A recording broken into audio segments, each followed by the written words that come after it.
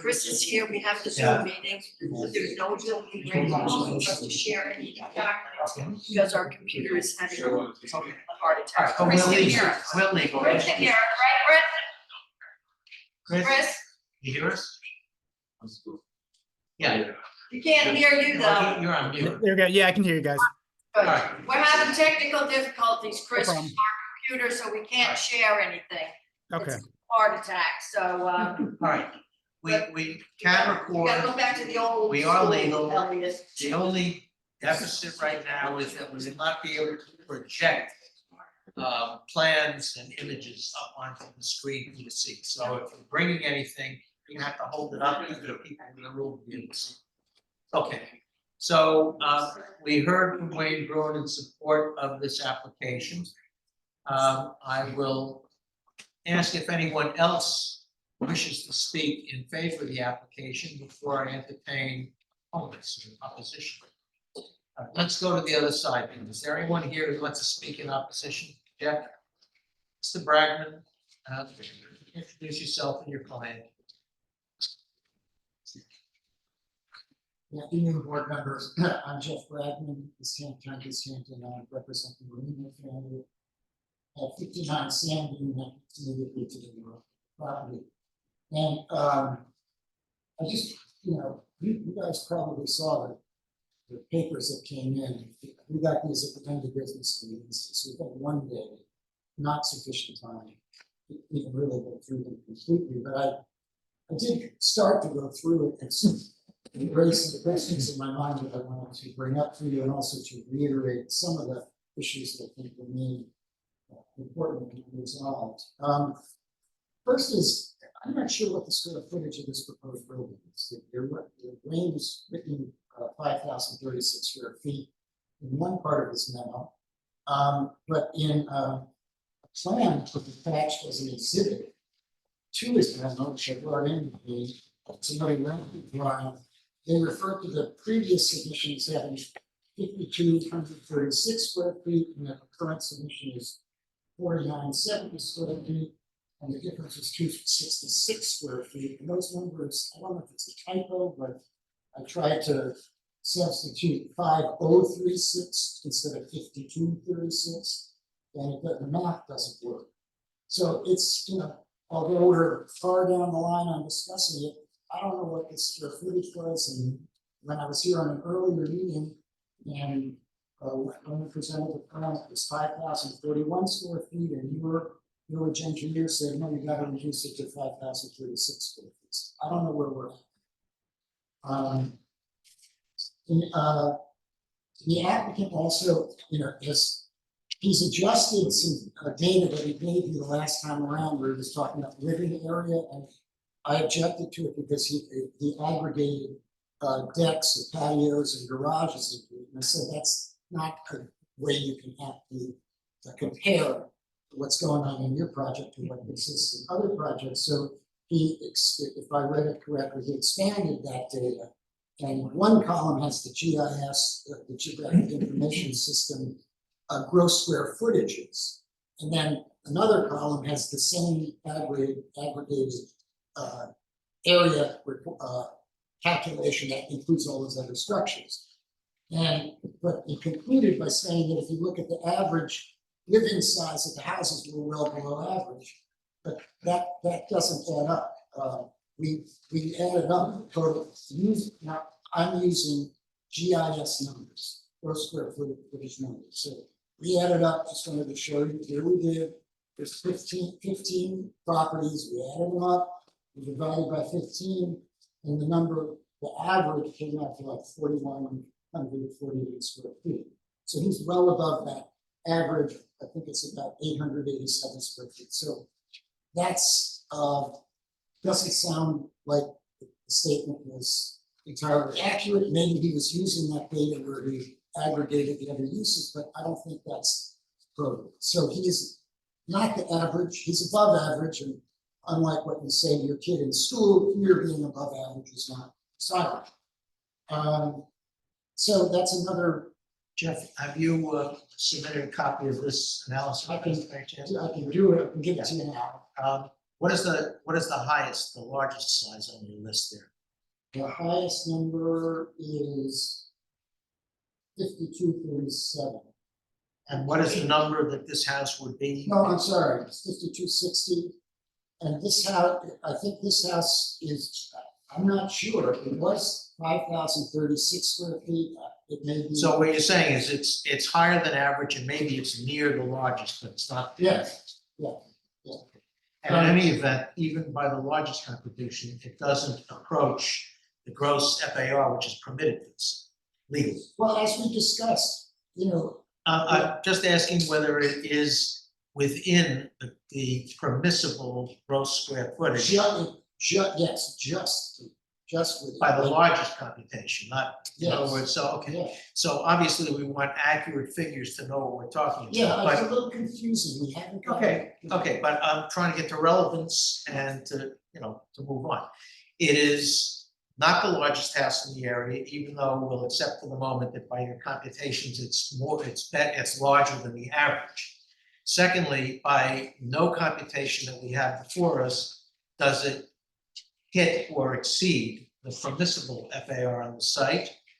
Thirdly, the reduction in square footage that has resulted from the revision of the plans, there is a substantial reduction from the prior plans, although you're saying it's not clear how many square feet it was actually. It's not a reduced. I don't believe it's a substantial reduction, I'll tell you why. And first of all, we shouldn't be guessing at this, we should have like clear numbers here, we don't have it. Again, I want to go to relevance. I'm just saying, there has been a reduction in the square footage from the original plan. They pulled back both the size and the setback on the east side by the 4 feet. Wait a minute, you're not challenging the 4-foot reduction. No. Okay, you're challenging the number of square feet of reduction because you don't have an accurate calculation. You know what it is, and I can only guesstimate because when we presented a plan, where we cut back the length of the house 12 feet, the reduction in the square footage was surprisingly little, it was I think in the range of 500 square feet, some 511. So if you cut that in half, Yeah. you're talking about maybe 200 square feet, something like that. And I want to talk about that a little bit further moving on. I don't have a huge amount to tell you about. I also brought with me a tax map image of the neighbors that are supporting the application, and we have a very large blow up. Pull that out. And you can see that they're numbered 50, 64, and 1140 Sad Road. Okay, and here on the tax map, we'll give you a better idea of the location. I can point it out to you. Why? No, because Is that you okay? can't project it, so yeah, there's an easel, so we. Thank you. Okay, so you have the white perimeter border is around the house. Well, explain this, what we're looking at. Mine is turned a little bit differently. Okay, but the house in question is to the north, is to the It's over here. yes, right. And the 2 letters are over here. So those are both houses that are behind the house in question. So it's support. Those are here. These are people that are supporting are separated by a road and pretty ample screening. And then there's one way out of range on 1140 Sad Road. So Right, and the letter that we just received a day or two ago, that's a house that's directly across Sand Dune Court on the ocean in front of the property in question. They were concerned about moving the house on top of them another Right. 25 feet, so Right. They're concerned about the house being When they- 25 feet closer to them, So, whereas the people behind are concerned about the house wanting it to be 25 feet further away from it. The only 3 houses that abut the property Yeah. are the ones in this. they sent letters to Two. three Three. three of them. Who's the third objector? Never bought us. Halpern. And Mr. Halpern. And That's a we're letter. getting another one in Did we get tomorrow. another, we got a letter? I don't think we have. Jeff, did you give them the letter from Mr. Halpern? I Still at work here. Oh. Sorry. Okay, Still okay, working. you can take that down so that we Oh, okay. can see, thank you. We'll put it up if we need it. What I was All right, trying go to ahead. get was a simpler one, and that is that the folks that are supporting it really can't see it and are blocked by the road. That's the two that are to the north, and the third one is way off on Sand Road. None of them would be notified of the hearing because they're not within the notice requirements of the bill. And we do have another letter which get to. I also wanted to, Wayne has a very soothing way, and I mean that in a kindest way, of describing what the project is. And I was gonna build, we were gonna build up, but we, instead of building up, we took that area and we, put it on the first floor, and that's why the house is what it is. And then he said, well, we did want an expansion, I acknowledge that. But the fact is, the existing footprint on the house is 2,055 square feet. That's also misstated in some of his charts in the 40 pages that we got. It's 2,055 square feet. I checked it on the GIS, and it's going up to 3,290. That's the footprint, and the footprint is an expansion of 60%, and that's confirmed in the document that Mr. Brennan submitted. But that's the footprint. It doesn't appear to be that large an increase in the footprint from what I'm looking at. I'm looking at the numbers, okay? The Well- numbers don't lie. I'm not sure because you've given us a whole array of numbers, some of which are GIS, some of which may be survey. I'm getting a little confused Okay, I know. by the numbers, but when I'm looking at the site plan, the proposed expansion is certainly doesn't approach 50%. The footprint expansion goes from 2,055 square feet to 3,290. Okay, all right, go ahead. It's a 60% increase, that's just the footprint. The house size, the gross floor area of the house, goes from 2,054 square feet up to 5,036 square feet, if the number he's using is accurate. That's the number. That is an increase of almost 150%. It's 100% plus 45% bigger than it was. This is a substantial increase from what was there. And it doesn't, it's not persuasive to say that what happened here is we just took the upper floor we were gonna build and put it on the ground floor. This is a very significant expansion on a very constrained lot. Should I wait for? No, I'm listening to what you're saying. I want to make sure I understand. Clearly, there's a substantial increase in the square footage of the house. Yes. And you would acknowledge, though, that the existing square footage of the house is substantially less than the average size of a house in this area, based upon the information you were just giving. It's not. What is the average size of a house based This upon house your is, numbers? This house is, the average size. 4,200. 41. And you're telling me that this house was 2,000? No, this house is. Oh, it had a footprint of 2,000? Yeah, this house is 5,000. No, what is it Gross square footage. of before, this house before the modification? was, the gross square footage was 2,054. It's a little bit over 2,000 square feet. So wait. So it's The the smallest gross- house in the The neighborhood. gross square footage of the existing house is well below the average size of the existing houses in the neighborhood, Yes. correct? Yes, The average size of the existing houses in the neighborhood is around 4,200 feet, correct. and this one is only 2,000 square feet.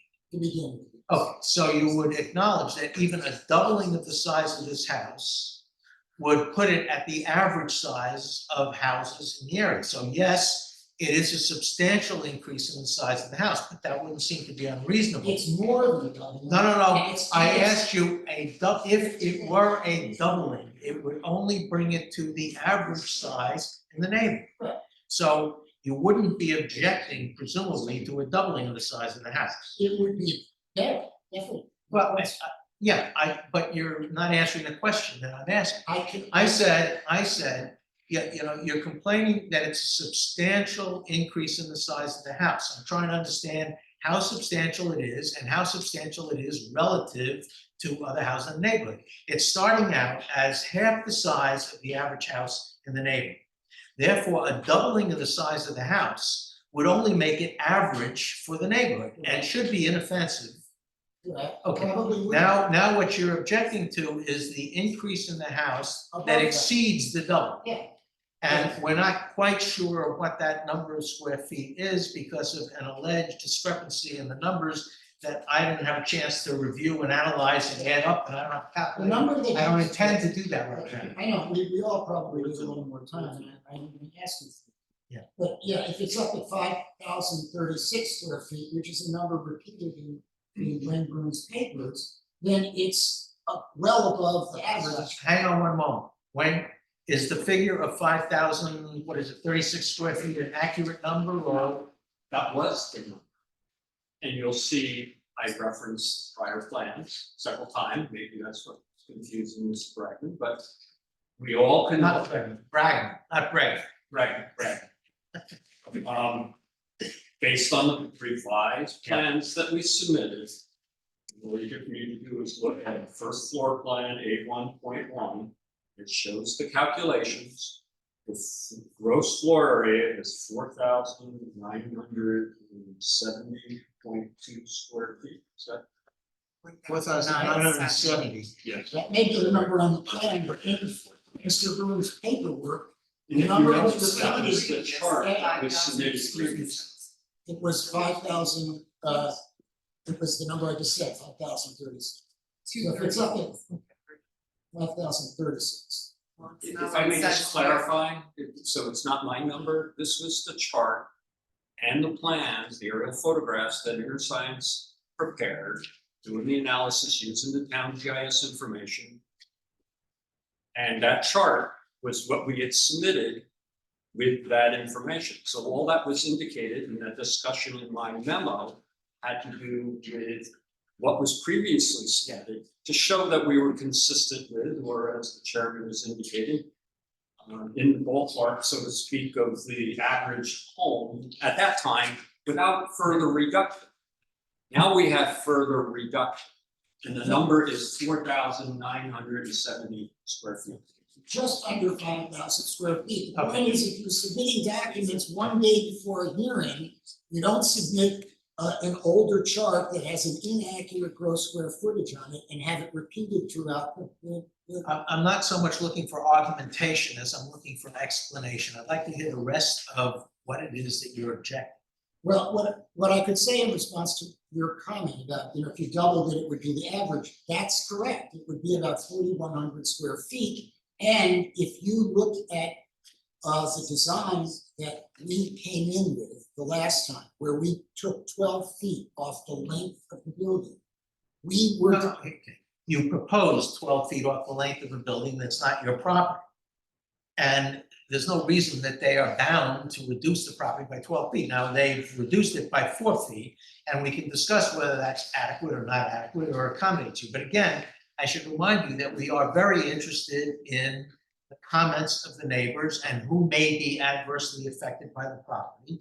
But we are enforcing a zoning law for the village and providing variances to people who have constrained properties where the variances are the minimum necessary to accomplish their objectives, where they have taken into account the effect on the neighbors in the neighborhood and on the environment, and whether there are feasible alternatives. So we're evaluating all of these factors. And I take your point where the supporting letters are coming from properties that don't abut this property. So obviously the people most affected are those who do abut the property. The property to the northwest objected to the roof deck, which was reduced by 2/3 and moved at the furthest distance away from that property. The property views from the northwest property looking towards the ocean are, that house is there, it's been there, it includes the front of their property, more or less, and we're only talking about on a very oblique angle from the northwest house across that extension, which now is 4 feet less, but it's still, yes, it does decrease the view from their home to the ocean. But certainly it's less than it was.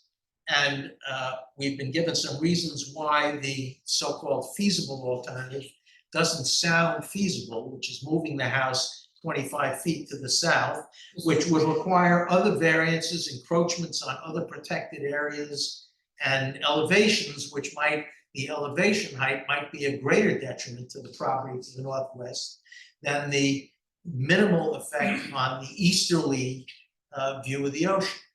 Mr. Chairman, you haven't heard me talk about moving this house anywhere. No. I'm talking about the size of the You're house. talking about reducing the extension to the east. Yes, now can I address that? Go ahead. Because That's what I'd like to do. I sensed a little umbrage about, oh, we're redesigning his house for him and it's his house and it's not your house. One thing that the zoning board is required to look at are feasible alternatives that are applicable to pursue. You're also bound by the rule that says you give the minimum relief necessary. You're looking at somebody's asking for variances. We came in with a plan that we didn't take a sledgehammer to his house. We very carefully looked at his floor plan. And we came up with the idea of taking 12 feet off it because much of that was decking on the outside. And we saw, by looking at the internal circulation, the use of the rooms, the size of the rooms, that if you took 12 feet off, including that deck on the eastern end, it was a dramatic improvement in our view, which is critical to us. We're the nearest neighbor to this house. But more importantly, for your consideration, it worked for the applicant. We didn't reduce the number of bedrooms. We didn't reduce the number of studies. He got exactly what he's asking you under the variances that he's asking that would extend it 12 feet further, blocking our view. And it is a significant view. So I want you to understand, I hope you understand, that we didn't just take a sledgehammer or a chainsaw and go, okay, we're gonna knock off 12 feet and good luck to you. It works. And So you're suggesting you didn't change the number of rooms or the type of rooms, but merely their dimensions. You made the room smaller, but some portion And of the not reduction was removing decks. yes, which not would much have a smaller real- because of the deck removal. It was a shockingly low amount of square footage that we deducted from this house. It was 511 square feet. That is not a lot. And I would suggest to you that not only is it not impolite to make that suggestion, and it is merely a suggestion that comports with the laws that you have to follow, but it works. It works for the applicant and it doesn't shortchange him. And if you don't fully believe me what I'm saying, I would offer you this. We also looked at that second layer of stairway that was running across the north face that nobody, They removed. the one that they removed. We are the ones who suggested that and gave them the idea of how it could work that way. Listen, that's the function of this board here. We've listened to a lot of discussion about this, and what I've seen, and I'm not saying it is or it isn't sufficient, and we'll have to hear further information and discuss it.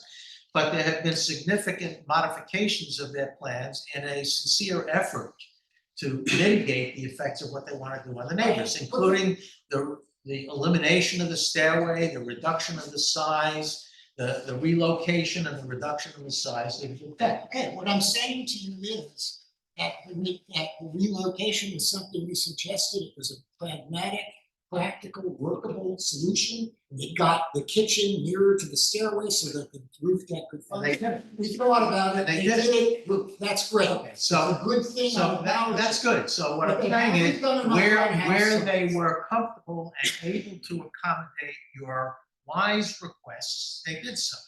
Apparently, they took into account your request for a 12-foot reduction of the actual habitable area of the house, and they elected to go with a 4-foot. Now, so we will hear further as to why the 12 feet was too much. But at least I wanted to hear what you have to say about it.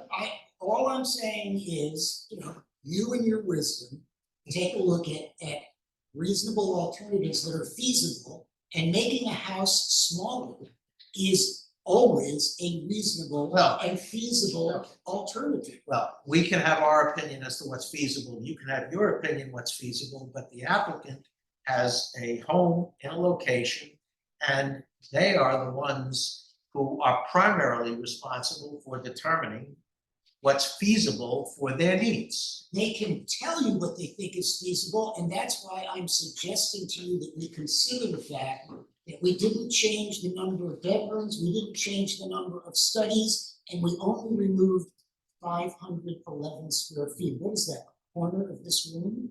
It's a very small reduction, but the benefit to the neighborhood and to us is extremely important, and it works, and it doesn't punish that applicant. And while the applicant may tell you, we don't like it, we don't like the arrangement of the rooms, it's not the applicant's decision to decide what's feasible. He can tell you he doesn't think it's feasible. I can tell you what I think it is, but it's the board's decision. And I would suggest that if you look at what we did and the small amount that we reduced it, it's very hard to say that that's not a feasible alternative, especially when he's getting a house that's almost 1,000 square feet above the average size of all the houses in the.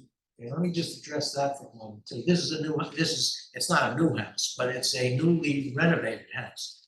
It's my impression, although it may not be always the case, but in almost every case, a lot of these houses that have been there for 30, 40 years, and may have typically been beach houses, have become more year-round houses. They're more occupied more time by larger families. It's pretty common that most alterations in new houses are larger than those that used to be there on those sites. And so if the house exceeds the average of pre-existing houses that were built many years ago, I would expect that as those houses get sold, people are gonna come back and they're gonna want larger houses. And they will be larger than the current averages today. Now, we have a zoning law that allows a certain amount of square footage on the properties. And it doesn't always work, as Marilee's pointed out, depending upon the configurations of properties, and perhaps we shouldn't allow as much GFA or FAR, if you want to call it, on properties that are constrained by things like wetlands. But right now, that is the current law. It allows a certain amount of square footage. So if someone elects to build within that square footage, the size of the house is less relevant than the argument that they require a variance in order to do it. No, I would have to disagree with you. It's your decision. Only to the extent that they're seeking variance. The house size is the maximum. It is not an as of. I get that, but what I'm saying to you, if they were not asking for a variance, then they could build larger than they are building here. Well, It's there may- only because they're seeking the variance that the size of the house comes into play. I acknowledge that. So what you're saying here is that because they need a variance, then perhaps they can't build the maximum that the zoning law would permit, because it necessitates a variance to get. It's not merely dimension. You're supposed to look at impacts to the neighborhood. Last time I was here, I showed you some photos of the flooding that goes on right where they're gonna put the extension. The floor area is a maximum. Your board is looking at impacts. It's never an as of right statement. It's in what the zoning code permits as a maximum is not an as of right. It is as of right unless they're seeking a variance. I would have no regulatory impact on them building the gross floor area on that house, regardless of the impact it had on the adjacent neighbors, but for the fact that they're seeking a variance to do it. I will agree with you that that's why we're here, because they're seeking variances in the standards that you are obliged to apply. You are obliged to look at impacts to neighbors and, if I could finish, Go ahead. and impacts to the environment. We've showed you pictures of flooding right where they're gonna build it. Impacts to the view shed comes in as a harm to the neighbors. There are many other harms. So just by saying what the maximum floor area is doesn't resolve. the I didn't issue do of that. whether they've done I it. didn't do that, that's what you were doing.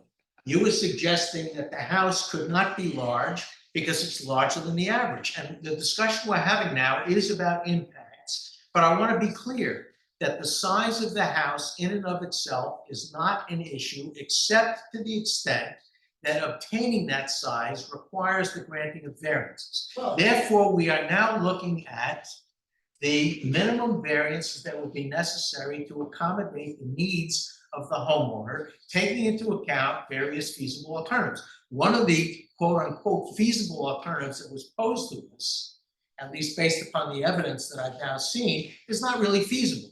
Moving the house to the south. again, I got the floor at the moment. I have the floor right now, okay?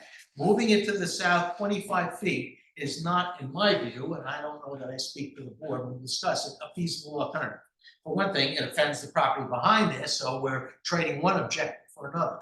For another, it's gonna require variances, it's gonna require other variances that are unpalatable, and it's gonna require changes in underlying protected areas. So I don't think that that was a feasible alternative. Now, the feasible alternative we're now talking about, and by the way, you mentioned the relocation of the square footage from a third floor to a second floor. There's precedent for that, okay? We have clearly indicated, and I want to be clear about a couple of things as well. You know, Wayne mentioned that the roof deck is now a third of the available roof. That's not a rule. That's not a standard. That was done in one case. And consistency has a value. But the whole purpose of the zoning board of appeals and for us hearing this evidence is so that we can make one-off ad hoc determinations that suit the peculiar features of that application of the neighborhood. So we don't automatically say a third of the roof is okay. Maybe it should only be 20%, maybe it could be 60%. In this case, it happens to conform to what we've had before, is 35%. Secondly, on the height, and then I'll let you go back to your business. On the height. In terms of beachfront houses and view blockages and the impact from the beach and from the land, it is, in my view, and again, I can't speak for the entire board, but in my view, lower height is better. The less height, the better. We haven't granted any variances that have been requested for 49 feet, 51 feet. We have granted variances that are maybe 2 feet more than the 40-foot that is permissible. Particularly where the 2 feet are railings and see-through railings as opposed to actual structure. Or where the 2 feet is a corner of the property because there's a sloped roof and it's a little portion of the property. And here, where there's a front yard setback of 77.2 feet instead of 80 feet, it's 2 feet. But that 2-foot setback encroachment is for a tiny portion of the southeast corner of the property because the property's on an angle. So most of the property is well within the beyond the 80-foot setback. So what you're really talking about here is the easterly extension of that. And your argument is that you came up with a proposal that in your view would allow them the same number of rooms, same type of rooms, but by shrinking the size of the rooms, they could reduce the amount by which the easterly edge of the building encroaches in the front yard on the east, right? Is that a summary of what you're asking? Yeah, I'd still like some time to be All right, permitted go to ahead. speak. So that was somewhat of a filibuster. Well, I just want to be clear about what it is you're talking about. I because- don't disagree with much of what you said. I don't disagree with the fact that it's better in general to not put a second story up. I'm not arguing in favor of a second story and a height variance. What I'm saying is when you look at this situation, you look at the lay of the land. This is a piece of land that's relatively constrained on the western side and the northern side. It's ringed by wetlands, so that constrains. And the south side because of the FEMA zone, which would increase the height. And we're not, I'm not, the other thing I was saying to you in terms of average size is we're looking at detriments to the community, detriments to the immediate neighborhood. And what all I'm saying is, if you look at the average size of the existing houses, and some may be recent, some may be old, some may change, but this is the character of the neighborhood. And if you accurately look at the gross square footage, then the accurate number is about 4,100 square feet. That's double what he's got there now. It's not, excuse me, may I? Yeah, but you're going back to it's double what he has there now. I thought that I made clear to you that double what he has now is strictly average of what's in the neighborhood. That's fine. And this is an old house that has, okay. That is okay. my precise point, is that if he doubles the size of the house, he'll be about average in the neighborhood and. Maybe he doesn't wanna be I average. was gonna say, nobody wants to be a original family that has this house with grandchildren and children visiting. I mean, maybe they need the space for their family to live and you wanna make this a small house for them? No, I don't wanna make it a small house for them. And I don't think this has been clear to the board. Our proposal cut 512 square feet. Your out. proposal is to enhance the view of the ocean from your client's house by 8 feet of whatever his current view of the ocean is, when no one is guaranteed ocean views when they build houses behind other houses. It's a balancing test. Yes, it is a balancing He test. wants variances. You're absolutely right, it's a balancing I'm test, and that's what we're suggesting- trying to do. Go ahead. Then we'd have to comment. Okay, go ahead. Just going, sir. I just wanted to add on the size of the roof thing. Yes, it's 35%. If you look at I'm gonna mispronounce the name of the case. Bermuda, what is it? I forget the name. I have it here somewhere. Anyway, if you read the case, it makes a point in at least 3 different places that the reason they thought 35% was an okay number was it was like 100 feet away from the nearest neighbors, and the house was relatively small on a very large property. And they said, under those circumstances, 35% seems reasonable. Those circumstances don't apply here. You have the neighbor from the northwest house saying, I can look out my window, I can see what they're wearing in the kitchen, I can hear them talking. You've got wetlands all over the place. It's a constrained lot, so 35% is it's not a formulaic rule. I said that, I think that's exactly what I said. Well, It's not a rule, we take into account the particular circumstance. Do you think that if it were 20% of the roof, that would make a difference about your client being able to see what they're wearing or hear what they're saying on the roof? the point. As opposed to The 35%? point is that it is a calculation, excuse me, if you just would let me speak, I'll finish, and then you can. Please do. The 35% is a calculation that is based on the size of the house, the siting of the house, the proximity of the neighbors. And it recites that in the decision and says on all 3 of those counts, that case merited 35%. We're not They don't bound exist by here. that standard. What I'm explaining to you is in that case, the 35% was appropriate. Each case is different.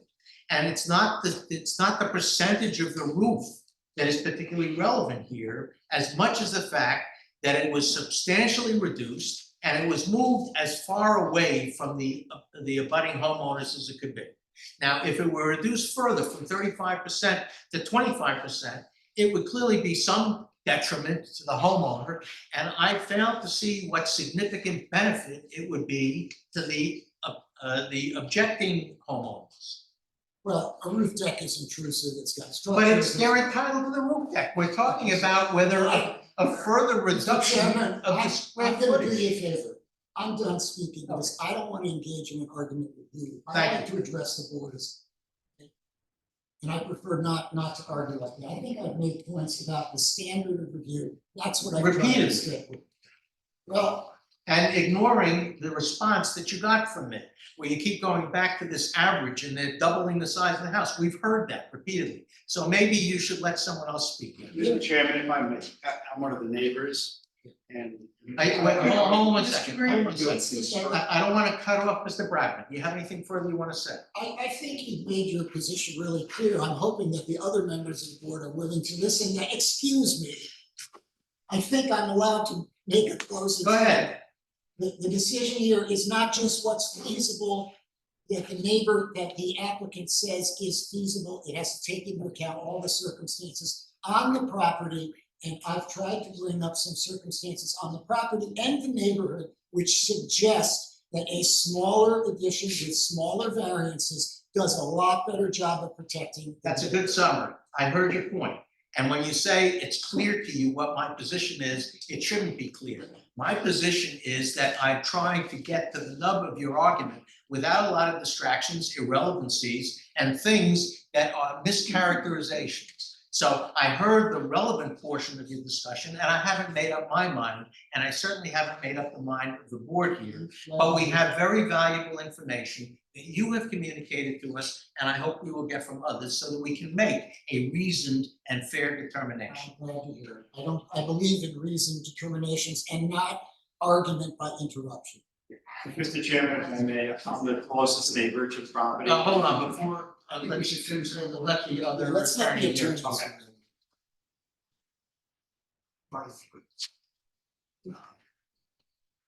But I'm a little puzzled at the problems. Show you Okay. by hand.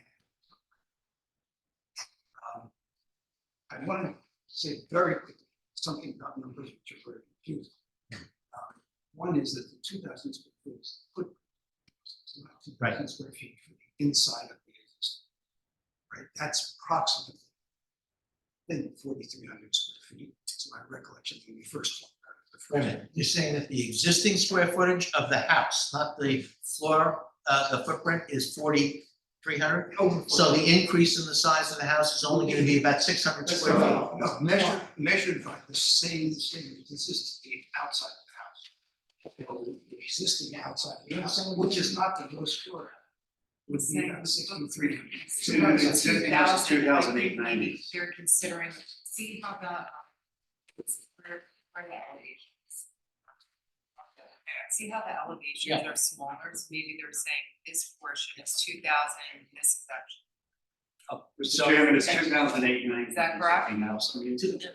What is that number represent? The Square footprint? feet, the living area of the existing house is 2,890, as submitted previously. So to be clear, because I'm confused, I don't know about anybody else.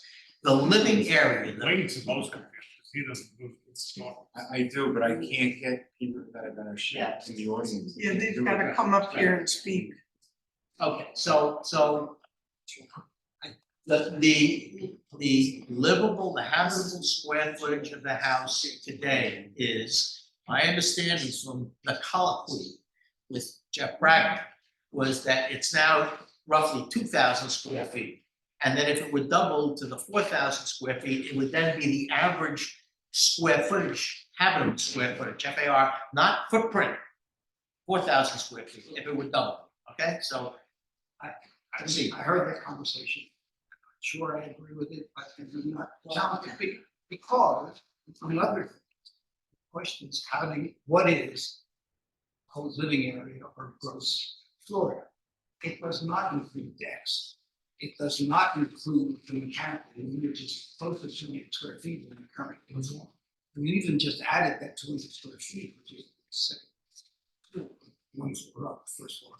living area. That would, by Ray's calculation, go from 40 to 190 to 50, 22, 200 square feet, 10 feet more. So, and it doesn't include decks underneath that.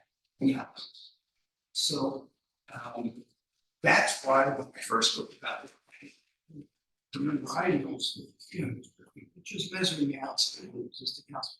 That's what the impact is on the neighbors, whether it's a covered deck, whether it's a canopy, as opposed to a roofing something that was 6,300 a property. Okay. And the reason was that in that. Neighbors looking at the mass of the house, not the gross. Now, I wanted to say, so I know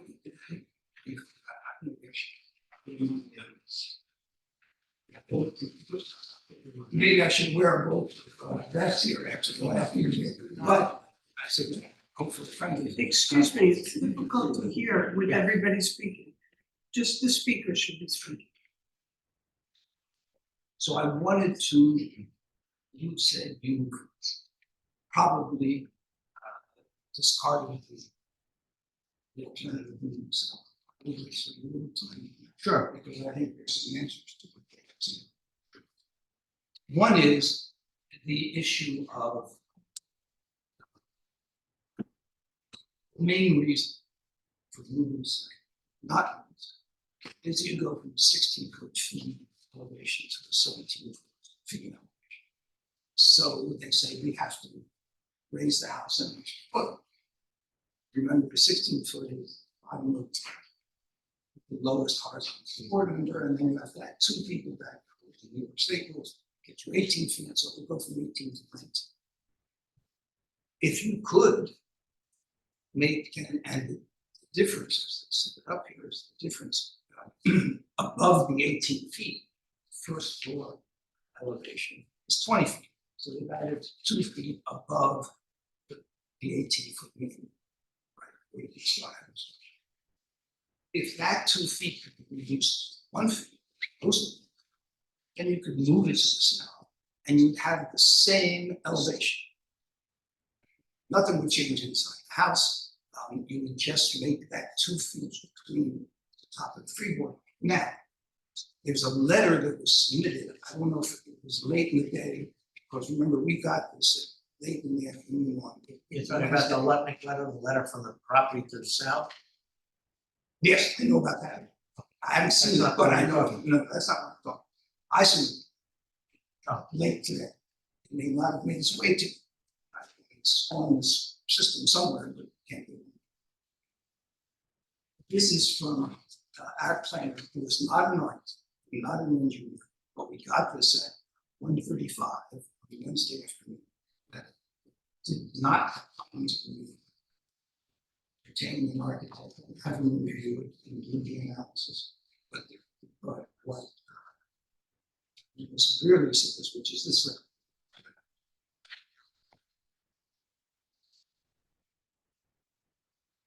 I got it to Rhodey, I'm sure she had it in the system, but it was late today. Like the way you have it right now. Yes.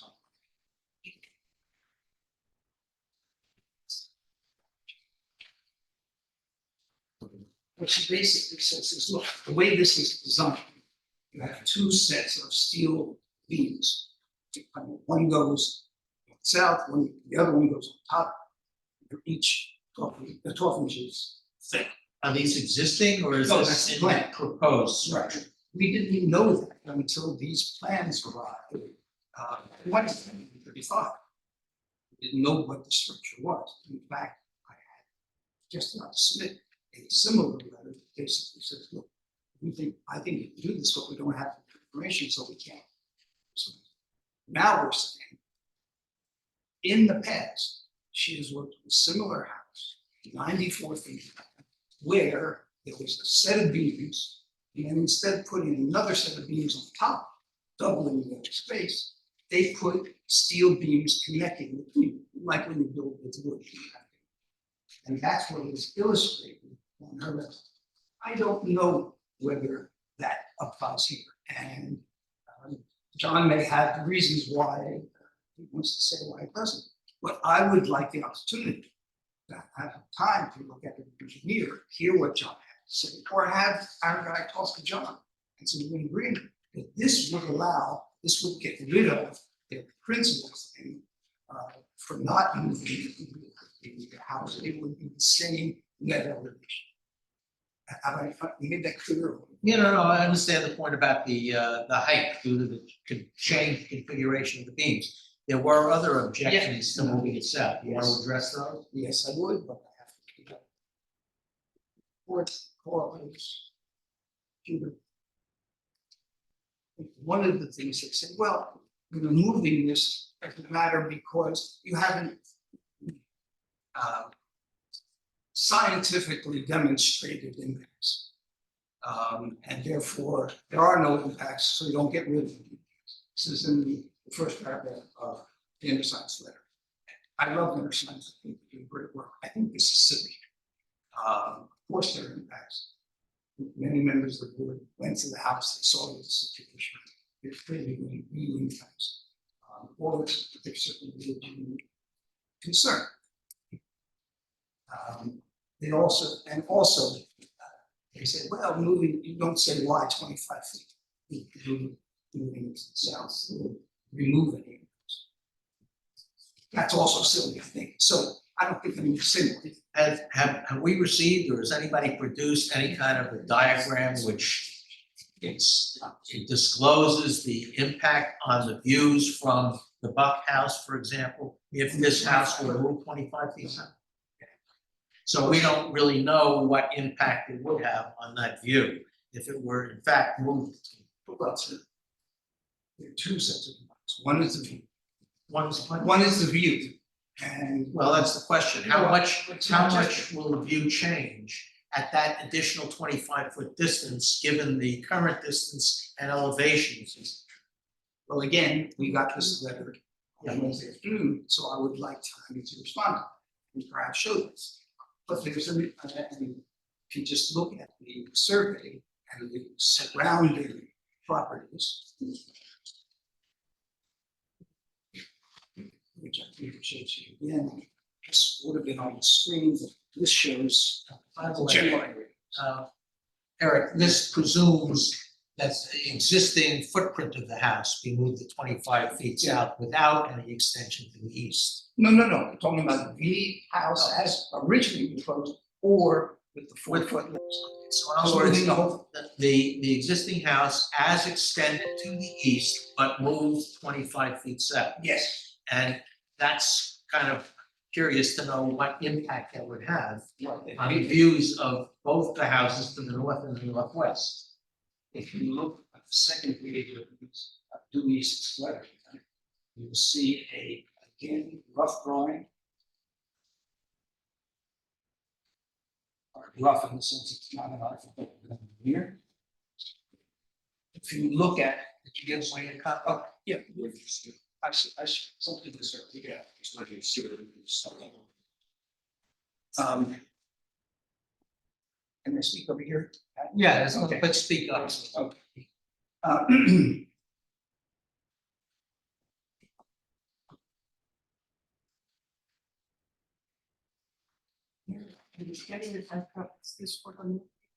Yes.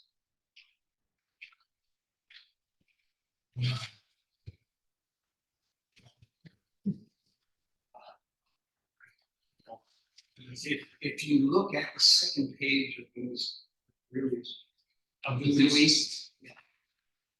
Or if you look at the submission by, if you go to the emphasize letter.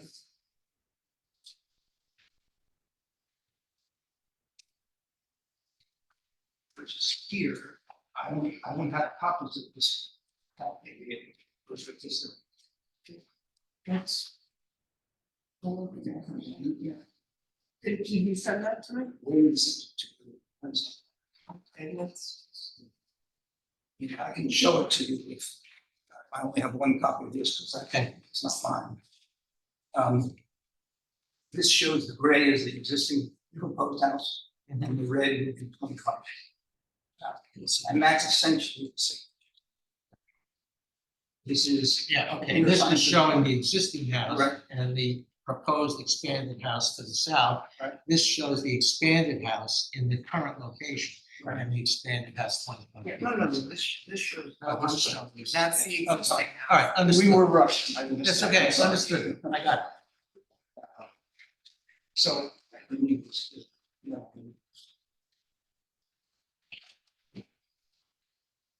So the claims are, so I think it's silly that there are no impacts. And interestingly enough, they've submitted the letter from 122 across the street, south of San. You can see the numbers on that. Yeah. Right. That's the, what's the name you mentioned? Luck. And they said, oh, it's okay as where it is, but we don't want to move it to 25 towards us, south. Can't say there's no impacts from having it there. You say, I don't want to move south for 25 feet because it's going to impact. It's one of the things. inner sign says no impacts, that's I think silly, and it is impacts, and then a lot of those can be raised. Let me talk about the distances. Yeah, please, I just It- asked you. Right, again, I'm telling you now what I did on Google Earth. In that time, because people are with it, but I will do that. We'll come back and show you. What I got was. Should have.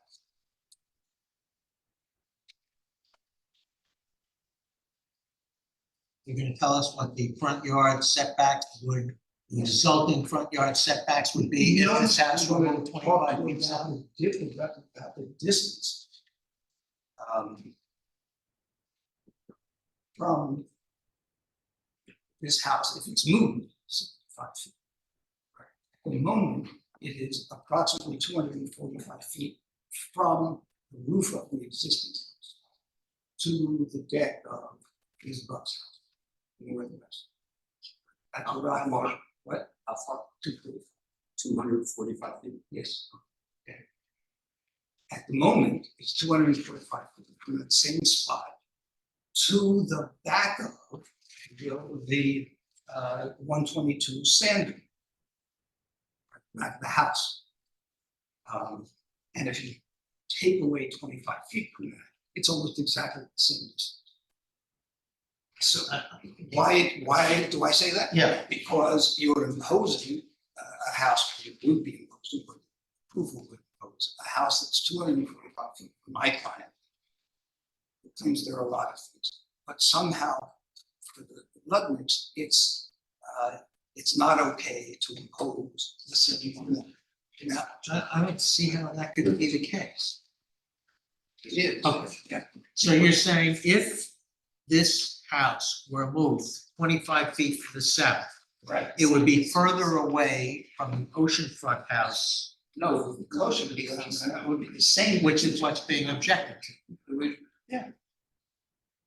But I'm saying, but it would be.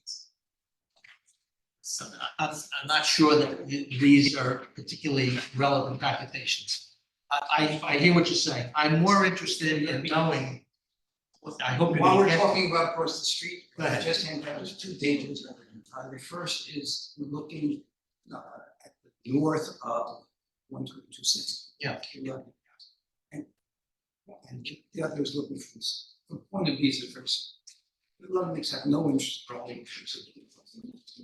The entire house is, not that, I'm not reading their minds, I'm talking about what they do. Right, very simple observation, and you could have gotten there sooner. Oh, I mean, I'm sorry, I'm doing my. Okay, I understand, but what I'd like you to address, you can finish your presentation. No, go ahead. Sorry, I'm interrupting everyone, but I'm getting a little impatient, okay? I would like to know what the setback relief would be required, what front yard variances would be necessitated in the event this house were moved 25 feet to the south. They're spelled out in the intersigned letter. The first page. I got a lot of paper here, you want to refresh my recollection? Looks like this. No, maybe you can just answer the question. Okay, I'll read them. Yeah. It would decrease southerly front yard setback from 7 to 26 feet. Another one is required by increasing the amount of it from 8 feet to 28 feet. That's obviously the. So the 28 feet is the amount of relief that would be required, or that's the amount of setback from sand dune? I think that's, the amount from sand dune is 52 feet, the relief is 28 feet. So instead of a 2-foot variance for relief in the front yard, we'd be asked for a 28-foot front yard setback. If this were done. And the reason for going from a 2-foot relief from a front yard setback to a 28-foot relief from a setback is so that the house would be 25 feet further away from the property on the northwest, when we don't have any evidence before us as to what the negative or the positive impact of that 25-foot move would accomplish. That's what I was trying to say, and I apologize. Okay, well, I'm trying to understand benefit versus burden. Okay, it does more harm to the zoning code and seeks greater relief as opposed to the least relief necessary to accomplish the result in order to achieve some benefit presumably, and I'm looking to what the significant benefit would be from necessitating a substantially larger variance. There were two impacts on Buckhouse. One is the view. Well, there's noise, sound. Should be clear. The other is the activities that you heard. Watching people eating, cooking, kids running around, etc. That's those activities. Change in the roof as the roof deck has helped them. It's moving away. These are still, the kids are still going to be running around up and down. And moving the house away moves that further away. It's that simple. But the point's been made that the swimming pool and the deck is staying where they are. And it appears to me that the houses both to the west and the east of the Buckhouse are substantially closer than this subject, the Crumhouse house is, even where it's located now. They don't have roof decks and they don't have walkways. Not right now. To the top.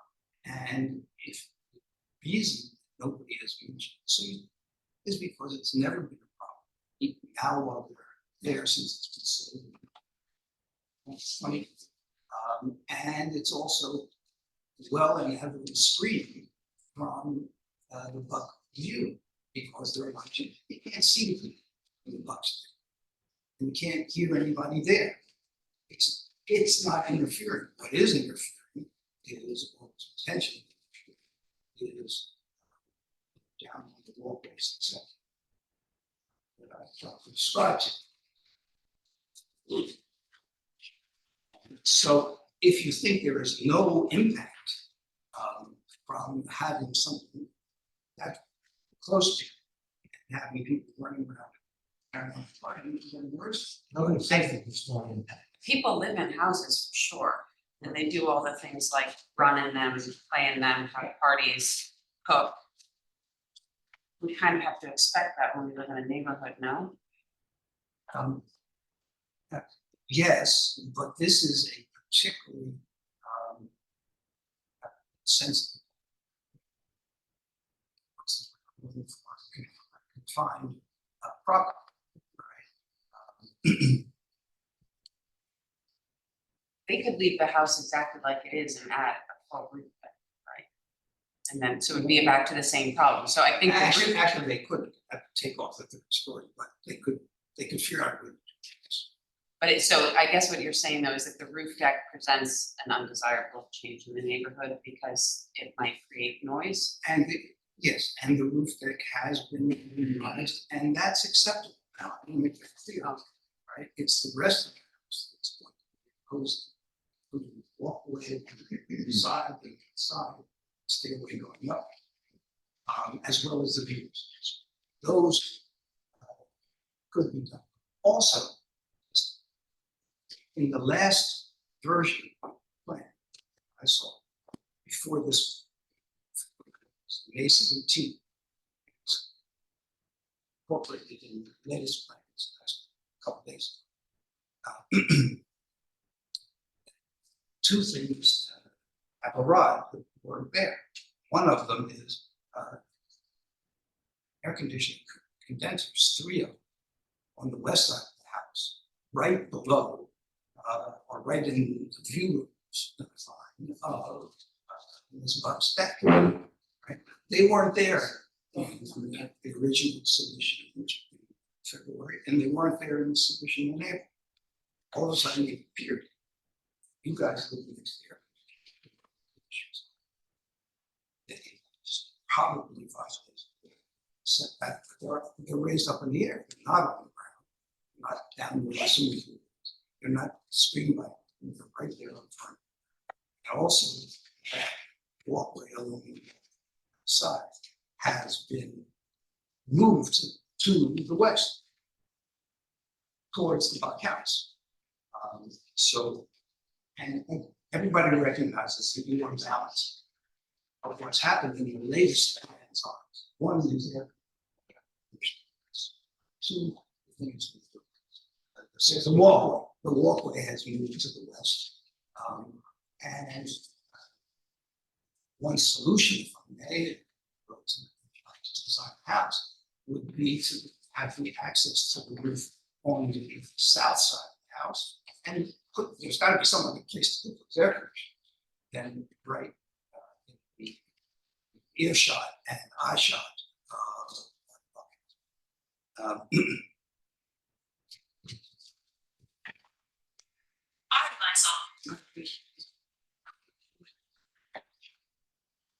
So I won't go through in greater detail in the inner science letter. I think it is a letter where they're straining very hard to make claims that there aren't any impacts, are in fact. And they also, and by the way, if you look at it, again, either of the plans. This plan with the new house. You can see that, and they can say, well, it's moving further from the pool, and you have to add a wall. And they also say on this plan that it would even into some of the buffer. It would also create about 2 or 3 times as much buffer area or area where you could put buffer. So it's easy to design this with having a neutral environment. I think. I think my question is based on what Wayne was, when he gave us the history of the house and how long they spent in Southampton town. Right. When I visited the house and again was made visible, I mean, like you couldn't miss how constrained the house was. I do feel, and maybe Wayne to this, but I do feel that if there had actually been a better environmental location for the house, it would have come up in those 3 years that they spent trying to work this out with Marty Shea in Southampton. That's just my thoughts, and I don't see, because those are really lengthy negotiations, and so. I understand. Yeah. If you look at the plan, I'm showing you. The non-starter thing. Dealing with Marty is, a long process. I don't. Well, know- it's the problem of the constraint, like property is constrained by natural things. There's a big ocean and a large spreading wetland. And so that's, I think, why they also have the house engineered slightly differently, that it, correct me if I'm wrong, it's on piling? It has to be on It is, piling. it is fine, right, so. I don't know, it just Well- seems like there's been certain concessions and negotiations made that at this point, I feel like we're dragging something out that is. I've lived here a long time, I've seen a lot of large and objectionable houses built, but I also. Like, that's their property, it's one of the fundamentals to some degree of the country we live in, is how we're allowed to develop our properties. We might have big arguments with that, but at this point, it is kind of the prevailing interest of owning property is to be able to build the house you want, taking in mind that the village or the place you live has zoning codes, which they have really tried, going back to the square footage, to comply with. I don't know, I understand. I'm very sympathetic to the neighbors who are Right. watching a view shed change. But I also know that that's actually kind of part of life here. And it's maybe a reason that people sell their homes and move away from here, but it's what happens, like, if you want the best seat, you buy the most expensive ticket, right? And so if you're 3 seats from the ocean, somebody's actually gonna get a better seat than you. And it's gonna bug you and it's gonna be in your face, but that's going to the theater more or less. Right. And I appreciate that, like, the sort of logistical arguments that are being made here, but I feel like they're splitting hairs without kind of getting much traction in a way. Well, the question is whether, one, for your consideration, would moving the house, assuming it could be done, would that be a appropriate balance? And would it be a benefit to Northwest House? So now we're talking about balancing equities. Yes. So question, moving at 25 feet, we don't have any evidence in the record as to how much of a benefit that would afford. We also don't have any estimate of the burden. How much time would it take to get all those approvals, how much additional cost would there be to re-engineer, restructure the house, to move the house to that location? And even changing the structural elements with the beams. You know, if it is a cost benefit and a balancing test, I'm wondering whether the burden on the homeowner in order to achieve what might be a very minor benefit, as was just pointed out, as Marilyn just pointed out, is something that people have to expect. Neighborhoods change, structures change. I was trying to cut to the chase. We have lots of arguments about all of these issues, about roof decks and about the square footage, gross square footage and footprint. The real issue here, as I see it, and the only significant issue really, it's not really the noise on the roof deck, for which I don't think 25 feet further removed would make much of a difference in terms of the noise to the neighbors or what they see. I think the issue has to do with the extension of the house to the east. And it's been pulled back from what the original plans were. And so far as Jeff Bradman has argued, without any significant impairment of the homeowner's needs, because they didn't change the number of rooms and the configuration of rooms, but merely their size. We have yet to hear from the homeowner as to whether that is or it isn't an impairment. But isn't that really what the issue is right now? It's the extension to the east? Or are you telling me really that you think that 25-foot further distance from the house, to Ms. Buck's house, is going to make a substantial material quality of life change, either in the views of the noise? And if that's the case, it's an argument, but it's not supported by anything. We don't have any evidence. We don't have any decibel levels. We don't have any view shed diagrams. We don't have anything in the record that substantiates the degree of improved life, of lesser impairment, if this so-called feasible alternative were made, which clearly is going to have a very substantial impact on the homeowner in terms of time and cost to do. And maybe environmental damage too. And it's also a much bigger variance is going to be required. Let me take this. Environmental damage is more substantial. It encroaches on a non-disturbance No, but it encroaches. Where is that? Is that area. This whole area here, No. No, if you look at the. It's all wetlands. It's always wetland. so moving the house south is going to increase the amount of encroachment on that, right? Yes. This is the inner side submission. You have ours. This is what they need. I don't have to use it down. The intrusion with the. Yeah, this is the non-disturbance Right. right here. All of this. All of this. No. What is all this? This is the non-disturbance. It's on the front page. This is the whole. It would be this area, this is the area. That's the Yes, non-disturbance it buffer. is. It's just this You gotta area describe it. inside here. That's what I'm saying. He's not going to be able. At all. Excuse me, we got too many people talking at once. I did ask to see, but I didn't ask for everyone to speak at once. This area. Yellow cross, Describe the area. there's a yellow crosshatch in the lower Southwest corner. southwest corner of the proposed house has moved 25 feet south. Okay, that's what would be the increase. Now, all of this gray area from which the house would be moved, all of that, which is much bigger than yellow, could be additional revegetation now. The area might grow. It could be, I mean, if you're going to go to market and if you're going to claim that losing this 100 square feet is a bad thing, gaining 500 square feet is a good thing. That's my simple. And also it moves it further from the wetlands. So I don't think the environmental gets interesting. Maybe I'm asking questions, I'm not making it up. Just asking, what is alleged to have been a feasible alternative seems to have certain qualities that appear to be objectionable, one of which was further encroachment on wetlands, which we just addressed, one of which is a very substantial increase in encroachment in the front yard, which will require a massively larger variance on the front yard.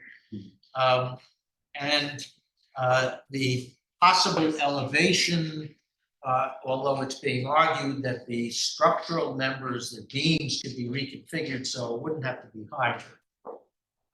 And there is the at least alleged impairment on the property to the south, though I take your point, the oceanfront property is primarily concerned with oceanfront views, not views behind. But to the point of the argument being made that there would be more noise and more people closer, that exists whether it's in front of them or behind them. Well, okay, you can look at the plans as well as I. If you look at them, you see that where the Lutnicks are living is on the oceans. That's where their deck is, that's where it is. And in the south, there's no deck there. Nothing, not there. Not there to be affected. Okay. It's not just that it's oriented. All right, I want everybody to have an opportunity to speak, but we are running quite long, and I want to hear from, before you speak again. No, I don't want to speak, I just want to hand it back. You want what? I hand a letter in. Okay, submit that for copies and it'll be in the record. Well, you have copies for all of them? Yes, and I have one. So, I'm sorry if I was.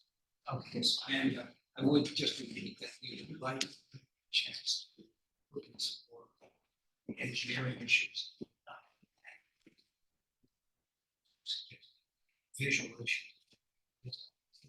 You have to speak loud. And also, respond to these memos. These memos, he just writing text. Okay. Easy. I want to hear from anyone else who sat here patiently, almost 2 hours, listening to this. This gentleman first, who was waiting to speak. Yeah. Identify yourself and. I'm William Marino, the resident directly behind, the applicant, Patricia. First of all, thank you for your time, Mr. Chairman, members of the board. You know, we want to be good neighbors, and maybe Crumbles might be upset with us because we haven't taken calls on the vice council. It felt better because things can be misconstrued. There's a couple of corrections that I'd like to. That's make. 59, Sam. Excuse me, Could you that's come- 59. Sam, Yes. 59? Yes, 59. Directly. So, Mr. Marino, could you stand here? Yes, I can. I just wanted to bring something. Yeah. So I think the chairman made some very good points. I'd like to just address them. You know, one of the questions that was raised was the average size. Are there larger homes? What's the largest home? It's very interesting. I think it's very interesting. The largest home, one of the 2 or 3 largest homes, is on 1.93 acres. You can't really compare a larger home on 1.93 acres to a home that's on 0.94, which is the case for 119 Sandon. The other larger home is right on the ocean. Now, why is that important? And I think this is a very important factor for the board to consider. It's what I would call the shoebox effect. What's the shoebox effect? Well, the houses on the ocean, they don't have wide properties. As you can see, here are 2 homes on the ocean. And you'll see that the narrow part of the house is very narrow. And the wide part of the house that runs very long, over 100 feet or more, is perpendicular, North-south orientation. north-south oriented. Now, if the house being built on Crumholt's property, it can't be, but if it could be oriented this way, it would be 35 feet wide by Which would 80 to minimize 90 the feet interruption. wide, right? So why is that relevant? Why it's relevant is, and again, we want to be good neighbors. We think. You want that? Let me The just. easel? No. No, this is, they can see this, but I'll put it right here. So these houses show, this gives you an idea, pretty big house, very narrow, because it faces the ocean. Why is that important? Well, the neighbor to the south of them, those houses on the ocean, are 3,000 miles away. So there's no encroachment to the south of those homes. They're narrowly faced. That's not the case of the Crumholt's home, which we and bought sand behind. What happens is, the only way they could fit this size house on this property is turning the houses the exact opposite of those homes on the ocean. What does that create? It creates a wall. Now, we spent considerable time and money with an architect saying, how can we improve this? So we were the ones who came up with the design for the staircase, which I think is 100 times better than what we say. I think everybody agrees. The other thing that we agreed to is we're not projecting to the roof definitely work. So that, because it doesn't have that silly second staircase along the back of the house. We've only asked for a 12-foot reduction, which is not much when you consider a whole chunk of that reduction is roof. You know, it's a deck off the master bedroom. Why is that important? You have almost 100 feet long of deck on the ocean side of that house, plus a major deck where the barbecue will be and stairs to the roof deck. There's lots of deck. We're saying, hey, there's a little bit of living space on that second floor that you'd lose. We've got redesigned into the house. What does it do for us? Really, we don't think it hurts much. We think it's good neighbors. We didn't come here and say, oh, let's cut the house by 30% or 12 feet is a very small diminution of the house. It really helps us with our view. And I think that it's not unreasonable. I think that, you know, when you're considering the character of the neighborhood, you think about those. So as I mentioned, the one house that's of a larger size, of 5,000, is 1.93 acres. The other house that's over 5,000 is an oceanfront house, but there's very little on the front. Most of it runs perpendicular, so you don't get a lot. And we actually have a very nice view of the ocean from our second floor, which is the bedrooms are downstairs. Most of them are downstairs, and we have a great view from the second floor. And we feel, you know, we're not trying to be overreaching. We thought 12 feet. You know, they offered 4 feet. The difference that we're asking for is 7 feet, 7 feet 6 inches, or 7 feet 6 and a half inches. To that point, if I can. And with that, we'd be good. What I'm trying to get here is, you said that a substantial portion of the extension to the east consists of a deck for the master bedroom. Yes. But the deck for the master bedroom is only in the southeasterly portion of that extension. Yes. So that the obstruction of your view, the northern half of that extension to the east is actually, it's structured, it's office den, there's It's a little space square, there. a little- So the open space of the master, you don't see it, whether it's enclosed or it's a deck, it's We're blocked by the northern part, which is the small. structure, right, so. Because there's small square But footage. in other words, they can't just pull it back, that square footage, and give up deck, they're actually giving up living area. A little bit of living area. We Well- actually, if you look at it, which, you know, we took the time to have an architect draw it. There's an overlay here. So we can actually look at what they're giving up as this, right? And so this is all deck on the second floor. So you had a walk-in closet and you had a bathroom. The architect, And what about this? That's, so this is as proposed. yeah, okay. This is an overlay, and you can see we asked for 12 feet 3 inch cut. They gave us 4 feet. We're saying it's another 7 feet 6 inches. We're good with everything else. And I like that, you know, you guys want to get on with this. We want to get on with it. We don't think it's unreasonable. We think that a 10-bedroom house, it may now be a 9-bedroom, let's be honest.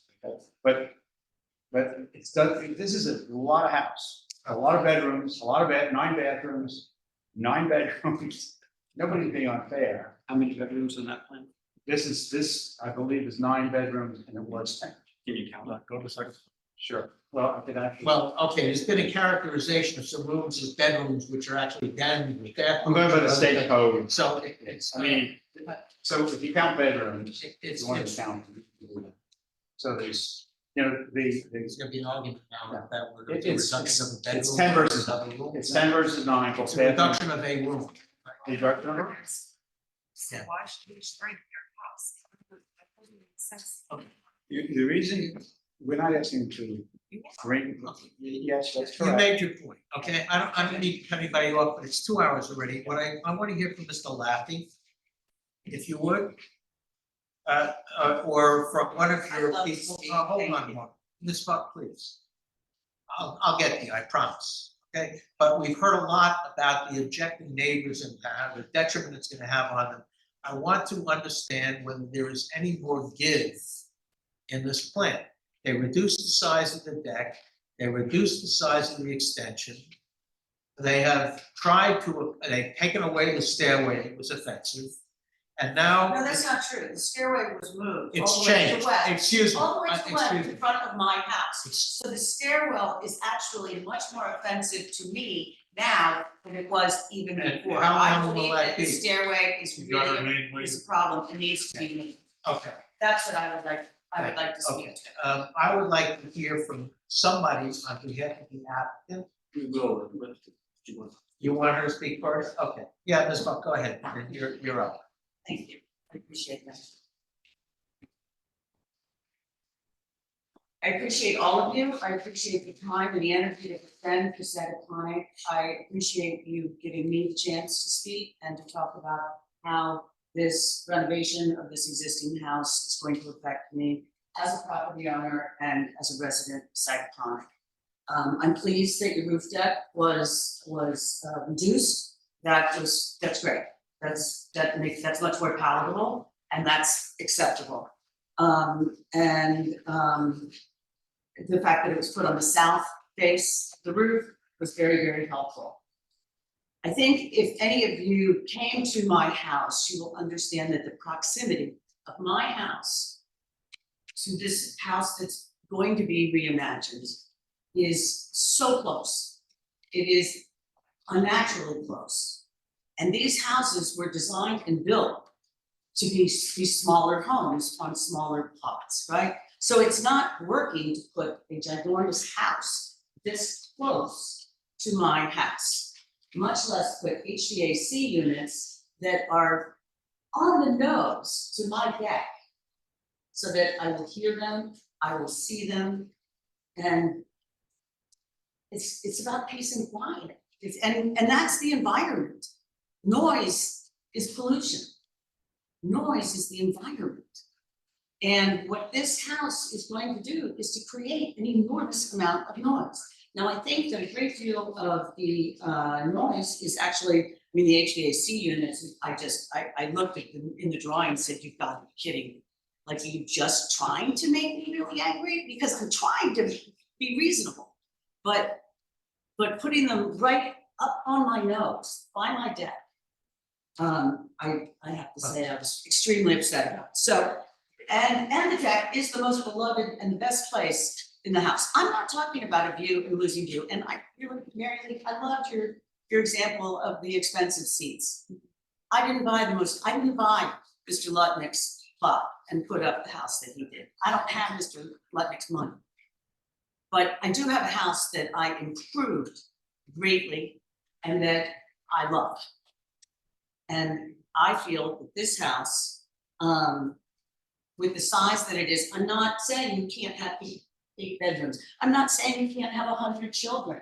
I'm just saying that you're so close to my house. The house is not gonna be any closer than it is now, right? It is No, 4 feet. How is it 4 feet close? They moved it 4 feet north. Does that change?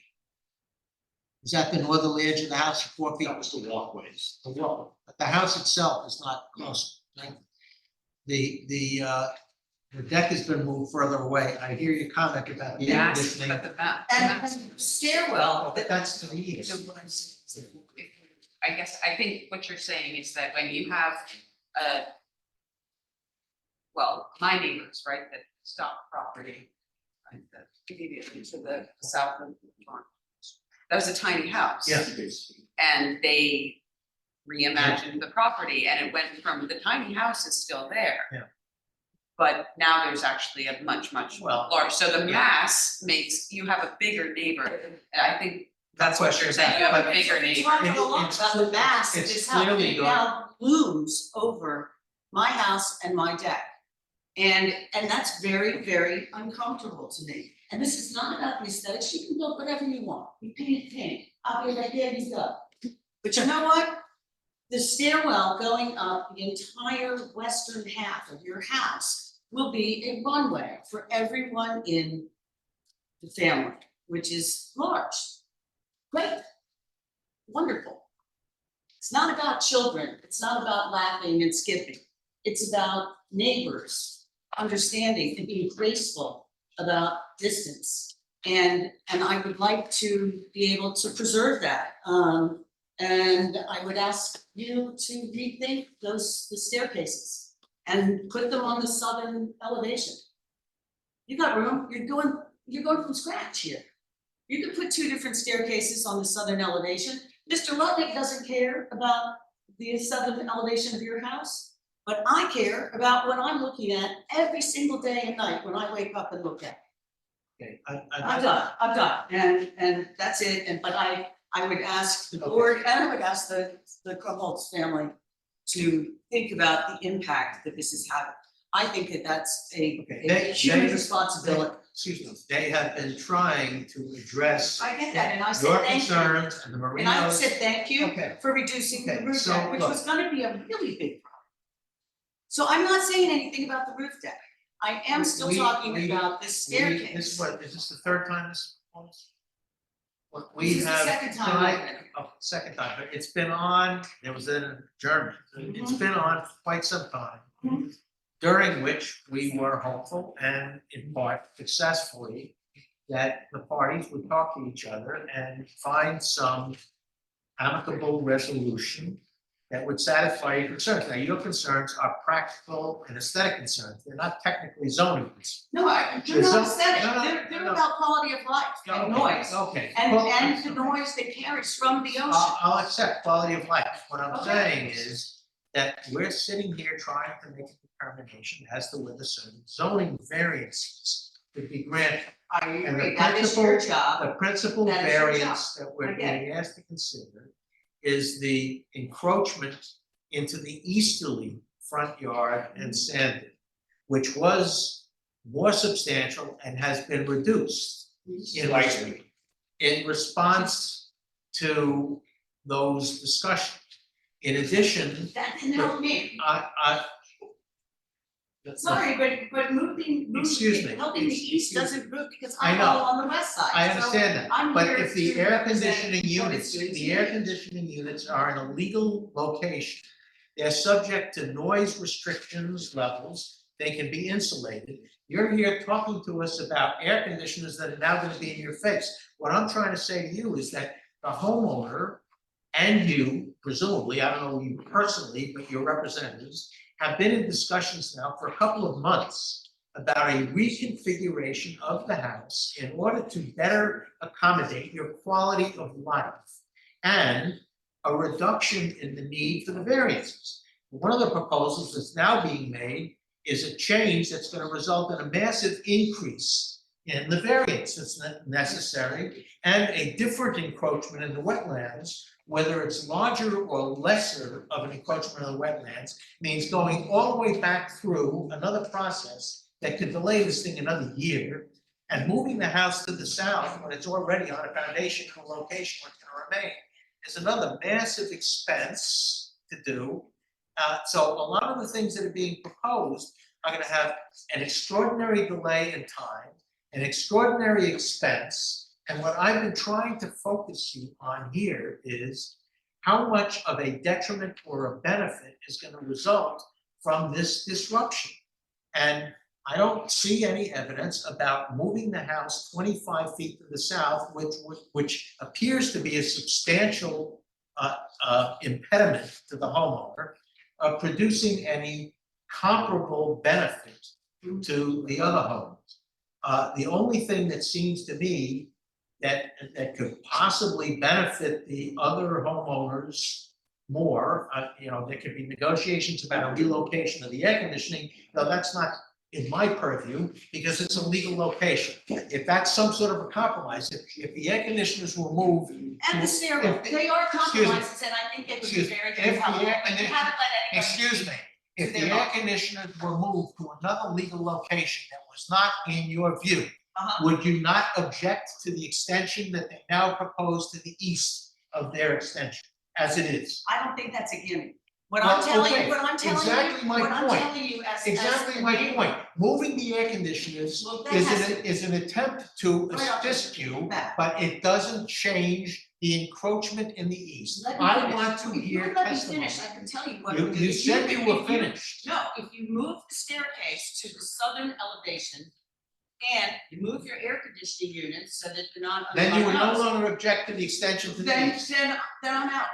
Then I'm out. That's what I was asking you. Then you Thank would, you. then you'd no But now longer. you let me speak, so I got to say that. Well, But yes, that is, then I'm out. I'm out. Then I don't have any right to say All right, anything more about listen, anything else. so- You gotta answer. What? Okay, so, well, we're gonna let Wayne speak again, or somebody from that side. Whoever wants to speak now. Well, one of the questions before them is, if they move the air conditioner and modify the stairway, then the objection to the extension of their structure to the east is withdrawn. And we Well, can that's grant only the one variance. Well, that's, That's not city That's road not to his, me. that, yeah. I mean, you know. We've heard every. I argument, right? Okay, I so- Are there any other I arguments do about feel the we- ones, we've heard unless the this. ones we've heard already? no, And then I, present their case and then okay. we'll have a all comment. right, so Richard, I kind of agree. I've let this go on and probably too long with the objectants, but I think it's only fair to allow the applicant one more shot at responding to those That's objections. what I said. Okay, Let's get the okay. conversation done before we make more all right. comments. So everyone here We'll who's save an hour and a half. everyone who is objecting to the application had an opportunity to speak. Wayne, either you or some other representative respond to that. The only thing I want to clarify before anybody talks now is the square footage. I want to know the square footage of the house, Existing. first plan, second plan, I think it's the third plan. So let's get that all squared away.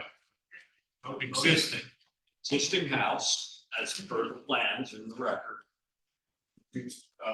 First floor, second floor, total area, is near 2,800 meters. An additional 354 square foot garage. And of course, there's under the gas. And then the proposed. the first proposed, First proposed. yes, So what we had submitted, part of our presentation, is this little history where Mr. Laffey shows you our first presentation, second presentation, all the way to the end. okay, square footage of that, Of the last, the first plan. First plan.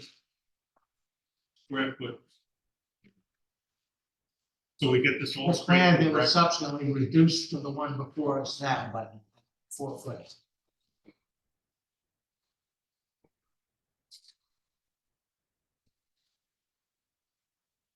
first plan is for the conservation. Conservation. For this, Well, that, This board, the ZBA. the first time you guys came here, your house was going to be how large? That was 5,236. 5,236? And then the one that you brought today. 4,907. Thank you.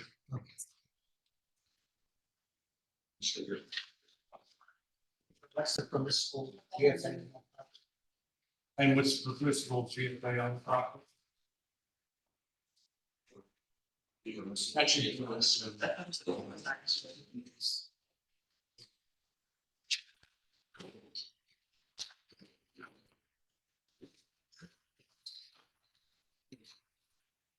Level GFA is 5,058 primary and 759 accessory. What was the first number? 5,050.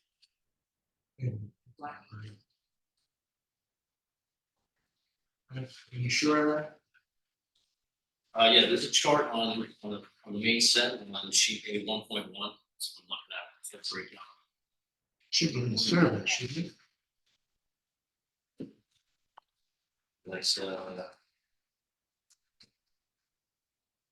Allowable, oh, that's coverage. it's 0.05% of the over 40,000 square feet. That's what that 58 square feet. Additions to allow 5. That's on this page. The only thing that's. You're saying 5,050 primary, so Okay, he's under now, so 5,050 for the primary. Now the current primary is 4,097. I thought the primary was never over the amount of the GFA, but now you're But it telling us that the was. first proposal is The first your pro- first. We found that out with the building inspector on 200. certain decks. Okay, oh, because the inclusion of the decks. There was a certain issue with decks and that was revised through the process to get to where we're. All right, because that was not clear then to me. So it was always my understanding that the principal structure, primary dwelling, never exceeded what was permissible with the GFA. It also did on the subsequent one, it came in at 5041, and the engineer reduced it to 5036. I was in the room. He was questioning it because, and that's what prompted, among other things, discussion with the building inspector as to what needed to be included and not included. Also, was a question, I think. So it was over. Utilities. It was over and you adjusted it down. But that was something that was identified to us by the building inspector Okay. later. That might- that And might- we reduced it. And it complies. The point is, Richard, you have the information you, It's all in the record now, we're good. yeah, good, okay, go ahead. So a couple things, I just want to say something and then it has to do with the feasibility issue. And I put this in my memo. And we heard a lot today of what feasibility or what this board role in determining feasibility is. And it's clear the case law is what's feasible to meeting the applicant's objectives. And what's missing in the analysis by the neighbors is the applicant's objectives. Okay, they presume it's merely 8 bedrooms. But what they don't do, and by the way, the plan that was allegedly done by an architect is hard to follow, and you'll hear from Mr. Laffey about how and where and how they analyze that in terms of feasibility. But I want to point that out. And the other thing, and I think the board heard comments from the board members, and I point this out in my memo as well. What has been a problem for our clients, patiently listening to hear several meetings. And it comes a question, who has what burden? We clearly understand our burden is to demonstrate to you the 5-part test and how and so on and so forth. But I believe when a neighbor comes to you, they have a burden as well. And that is to express the harm or detriment that may result. And I've heard the board sort of begging to find out what that is. But more importantly, we've heard allegations, what I would call unsubstantiated allegations, and the courts clearly have indicated that, among other things, in making your determination as to detriment to the neighborhood, environmental concerns, ZBA must consider the evidence presented, must not rely on generalized objections or speculations of community residents. And that means what I heard is that there was a comment that, well, if it's a noise issue, you gotta, it has to be so obvious or it has to be scientifically supported. We haven't heard that. We've seen minimal about visual impacts, nothing from our neighbors at 59, what the visual impact may or may not be. It's interesting also as, you know, nothing's taken into account the buffer that's required for us to plant and the trees and everything else that have to go in there. So there's questions to that. So I wanted to make that a point, and that goes to the elements of feasibility that have to be discussed. And we carefully went back and looked at it. And you've heard today how we've addressed the stairway issue, but now you have a conflict between 2 neighbors. And again, I told you right at the beginning, this is a balancing test. It's not only all the standards and regulations that we've had to do, but we're now trying to satisfy our neighbors, some of which is aesthetics. The stairway, as the board members, there's an existing stairway on the northwest corner of this property. Marty Shea made us take that off. Actually, a reduction, an increase in the setback from the wetlands because that circular stairway issue is no longer there in the northwest corner. So we've tried. One of the other things, we've heard consistently here, there doesn't appear to be any further issues with the roof deck from our neighbors. So we're happy that we've done that. The letter that you received from Mr. Halpern is interesting because I've been in conversations with our neighbor. And he's to the west. And again, the proposed additions to the east. Well, he says the house is too large. Our conversations with him were about what Marty Shea had required us to do, which had to do with the replanting of the lawn that's on the west side of this house. And the fact that there's a hedge that exists there that Marty wants us to remove, and the hedge sort of is catty corner to the property line. So the question is, the northerly part, is that Mr. Halpern's, or is, is the entire hedge, whatever? So we will have to work that out with Marty as to whether or not we remove the entire hedge, because that's what Marty wanted, or not. But what was clear is he didn't want us to disturb any part of his property in that area, and we promised him that we don't have the right to do that, other than this issue that hedge, and we wouldn't touch the hedge. So we was surprised to see that letter today. Board members did hear that the distance between the houses, Mr. Bregman indicated, the house to the northwest is 245 feet. But again, you haven't heard, comments that we heard are about activities, that which I heard board members acknowledge that, hey, this is a residential area, there's certain activities you normally hear. I don't know how the addition on the east side of the house is going to change the normal residential activities. In fact, it's almost offensive to hear that there's a problem with kids. We should just ban kids, and whatever. The point is, Nobody kids, said kids, that. No one said that. they're going That's to not be. nice. Yeah, no one said that. That's not I'm nice. preventing them. Unnecessary distraction, so. And I was thinking more about. That's just a terrible, that's a terrible thing to say. I suggest you take that back. I have Danny a quote, children, it wasn't that's you, terrible. sorry. That's terrible. I have 5 grandchildren. I take Enough, great, please, this has gone on. I take offense Let's to stick to the. So as far as the feasibility, Inner Science, the notable environmental consultant that Mr. Bregman actually acknowledged, prepared a report looking at their proposal to move it 25 feet south. You saw a number of the elements. One of the many elements of why it's not feasible has to do with the fact that as soon as you go south, you're in a higher flood zone. And so I'd like Mr. Laffey just to explain that, which, by the way, the burden on the feasibility here is Mr. Bregman at your meeting said, our client would like to see you move the house south. And I questioned how far. He had no answer. It was weeks later that I got a call, we talked about it, and he said 25 feet. What's magical about 25 feet? Not until today do we get something that supposedly would try to tell you that this is why the 25 feet is appropriate, but the letter doesn't tell you that. And the diagram itself is just a sketch. You don't know the credentials, but there's also comments, and this is the legal part of it. There's nothing, and Mr. Bregman acknowledged that there's nothing in there that is architectural or engineered that can make the statement about the structure and the steel that's necessary. But I'd like John to just talk about that issue. Can I just say one thing first? Sure. On the GFA. I know you mentioned. Take your name. Brian, John Lavner, next. I said that the previous submission was 5,236 square feet. That wasn't over because I'm counting the 200 square foot exemption in those numbers, because everybody seems to be counting that as part of the massing. So when I say 4,970 square feet, the reality on the chart is going to read 4,700.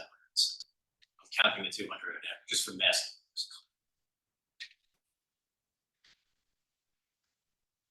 Thank you. But I just, from UV's come up. Thank you, sorry. And it shows a basically a one level structure with what they're calling it. And this particular diagram that I have, it's supposed to be in detail, sort of typical. The comparative knowledge is that this house line is a double family situation.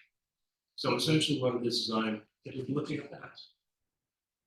And we're going to be, as you can see that if you look at sheet 4.8.4. Whatever. You can see how, so we have the existing house with the existing structure before. And they're putting steel beams in to carry it. And along with, we're going to be putting those W10s, and on the perpendicular, we're going to go with W12s.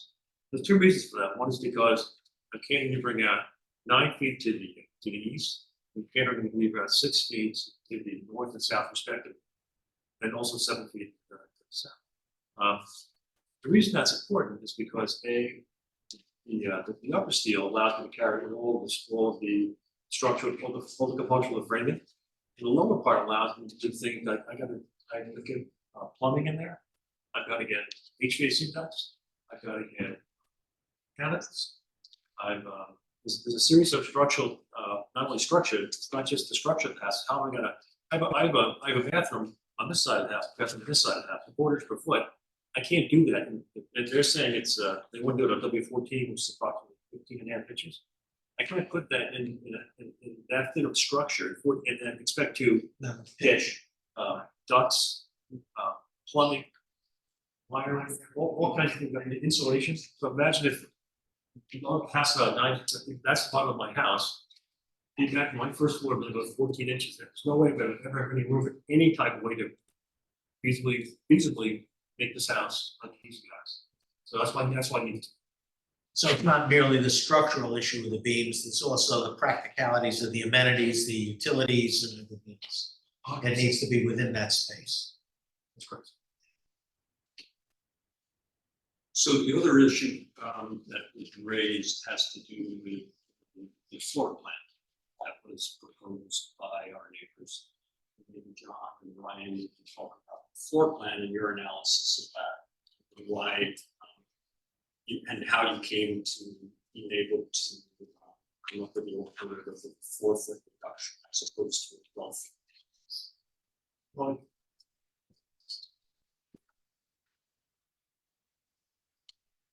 so when you distill the post plan, the 12 foot, like minus 12 feet, they get rid of the series of, get rid of the deck on each side of the house. We also got rid of bathtub that almost might have in the bathroom. Part of the first floor den, there was a den that was over there that was put on the second floor. Again, this is all after trying to shrink the house to 12 feet. You can argue or settle. On the first floor, we have a den that's down. We used to be called a bedroom. Still can use it as a, now it's called the den, and then except the den that was modified from the first floor. So I'm assuming there was a bedroom. The den was associated with the master den. That's correct. Yes, I tried to take everything from sort of the east side of the house and put it towards the west. They've also reduced my mechanical room substantially, 200 feet. It's the room I have, I'm building this big house up in the air, and I've only got so much room for mechanicals. So I'd like to try and save as much of that as possible for, for the structure of the house, for the guts of the house. We also relocated the elevator shed in this house. No.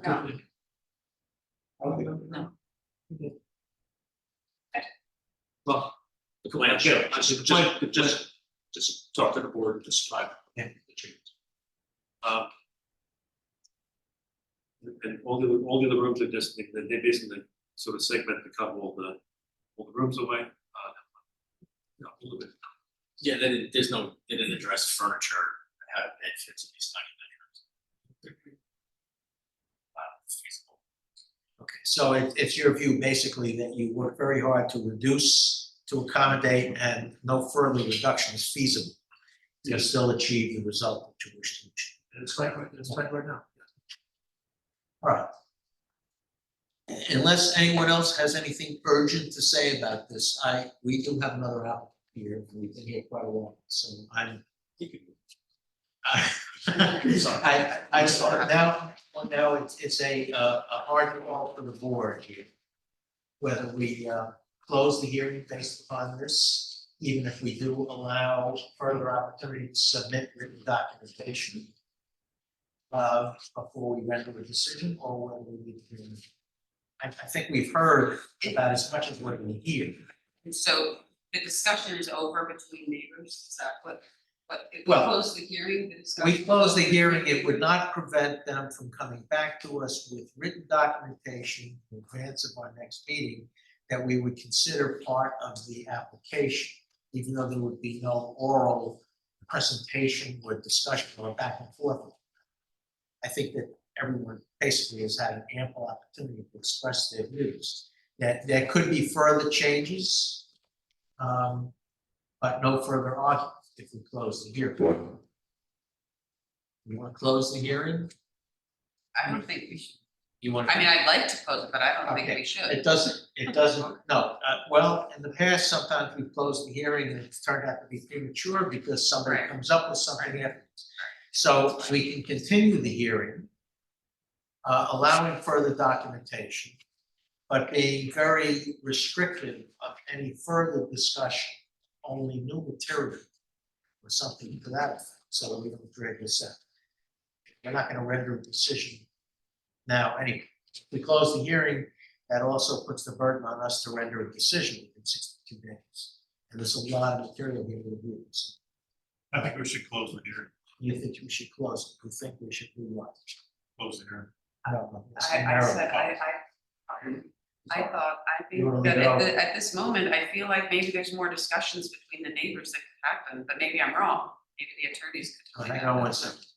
What do We're you, gonna keep, if we're gonna accept more materials, I would say keep it open. If we are okay with what we have now, I'd say close it, but I don't like closing it and then saying we'll accept more written materials. okay, yeah, all right, because then we need an analysis or a discussion or a refutation of the written material. Yes.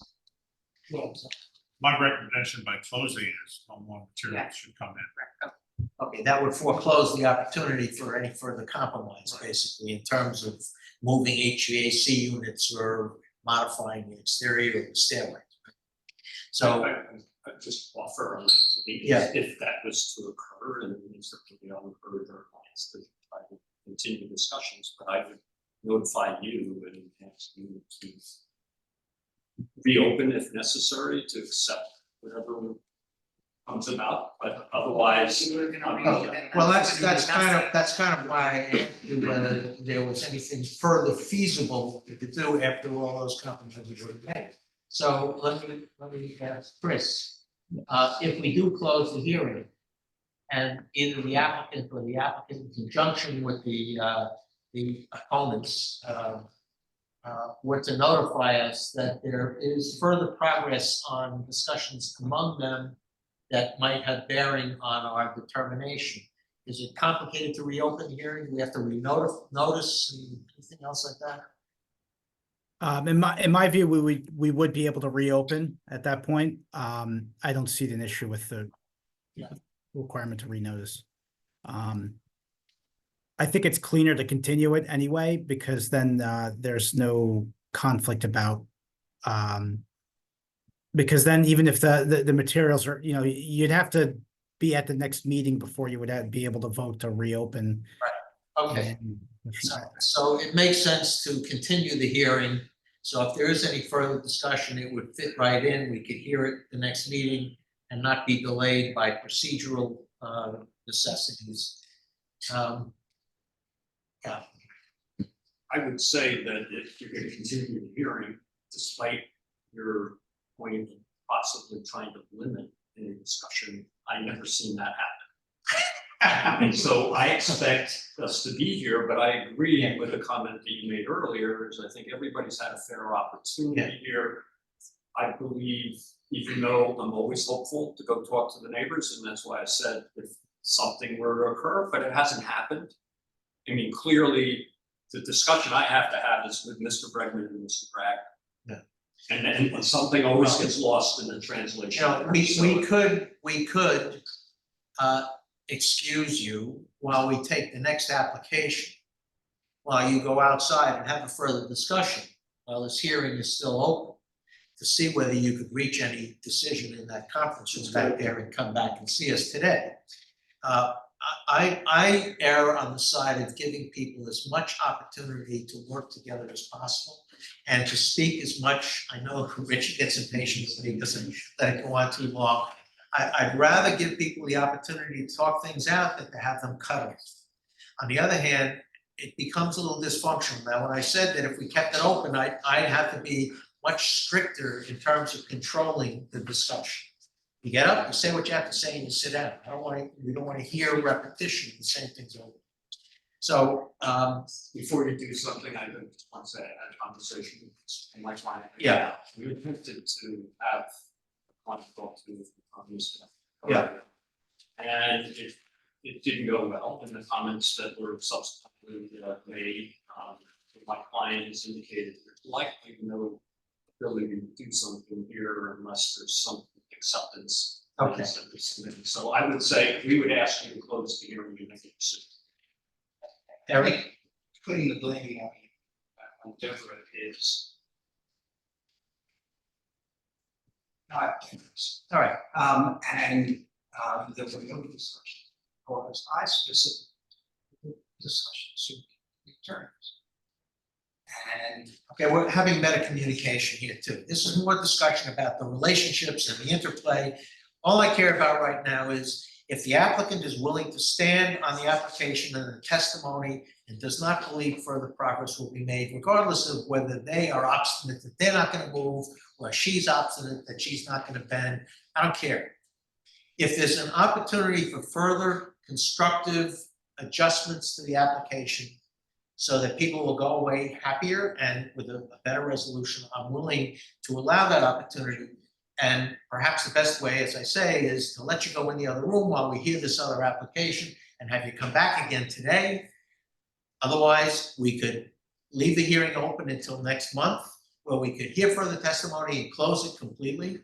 Or we can close it today and try to render a decision next month based upon what is before us today, with no further changes, no further reduction of the square footage or relocation of the property or changing the HVAC. The HVAC can be changed at will by them at any time. That's purely with respect to the building inspector. Doesn't affect us as long as it's a legal location.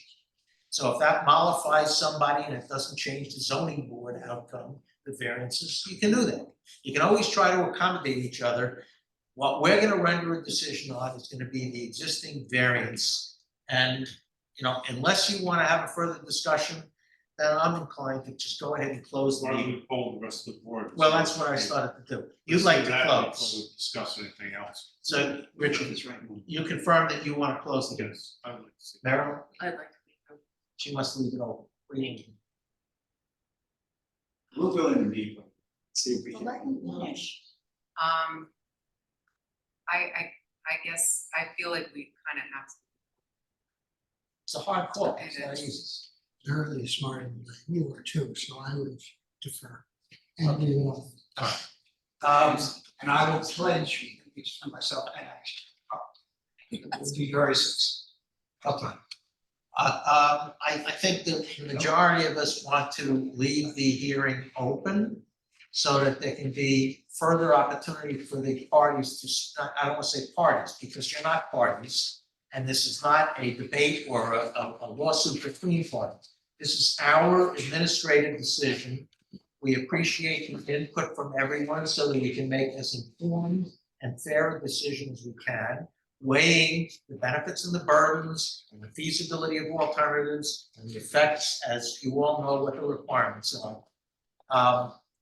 So I think that if we leave the hearing open, there'll be an opportunity for any kind of production of further evidence to the points that have been raised today.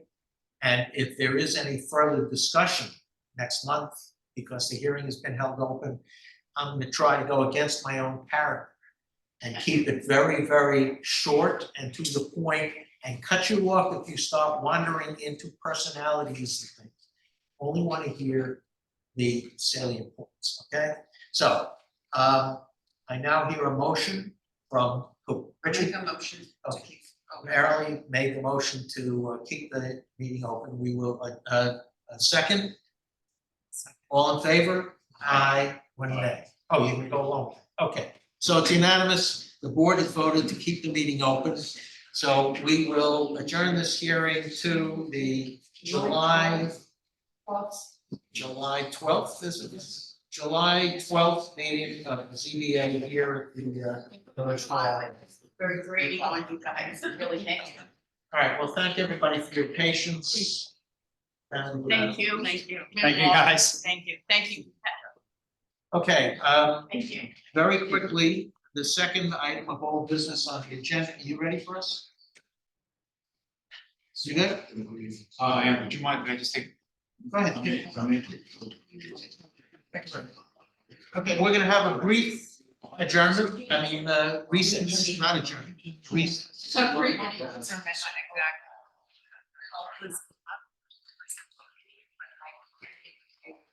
You would have to. You know what I say? They don't bring it. Third meeting. This has turned out to be one of the most contentious hearings. And I would not have requested. I don't want to put it in this. Just so you. No, we haven't read. I'll tell you about that. But the point is, that other people, they just don't want to help you. That's. Meanwhile, I lost two messages. Oh, there's a window. Two windows. Oh, good, because I was gonna go for this Figures meeting. out, that's not, it's so fun. I figure why. 45 feet away. Now they put an additional 14 feet bridge line. Put 2 figures on the end of the house. We're all on wiring. It's not a- In your basement. Yeah, but it The was. southern links was true. No, it was like an electrical. It melted away. Yeah, melted. First of all, the third But row Chris street, Reed, plumbing. they have. better Internet, east and telephone. They have more to do, too. And they want these to do, let's see, over the top of The the house. electrician is real tight. There is no ocean. The second floor, that's a very. He said, we tested it, and there's no neutral. They have a pond. I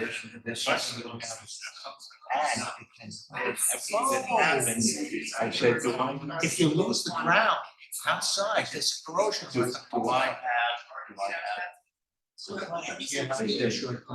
Everybody knows, but you're gonna have to. Yeah. All right, no damage. Okay, but you can live in the house. Yeah. That's all. But if you need anything, come to the house. It's just gonna be down to Show dollars. them. Oh, okay. But anyway, I've had no internet and no phone, and no nothing. But anyway. Yeah. All right, so I'm glad I'm not missing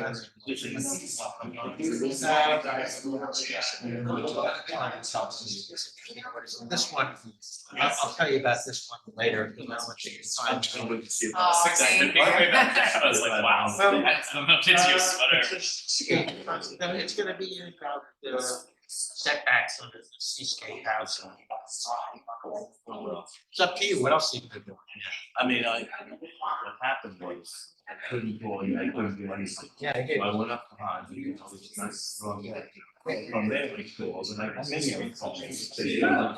I said, oh, I'm up here, I'll go live. Yeah, well, so it's for well, if you want. Yeah, well, I'm almost 6, I gotta go think it on. Okay. But anyway.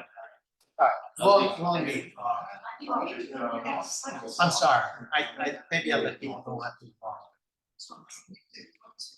You want to. Okay. I what? He's leaving with everything. Listen, you know what? It's an administrative proceeding and it's an equitable proceeding. You told me what page you wanted. Got everything. Eric. Sorry, that you, That's all right. you picked a bad day.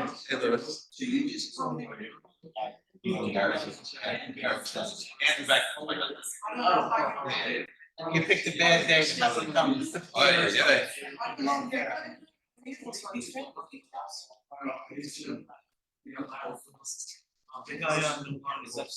What? Yeah. As long as it's a little- Yeah, Anthony Cohen. Yeah, Cohen. Yeah. He had, and his eldest, he couldn't have it.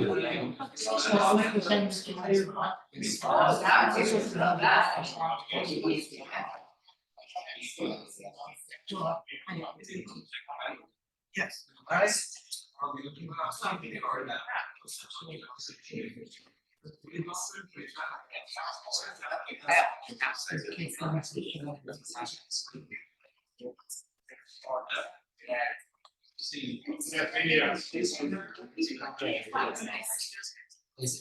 I'm gonna go.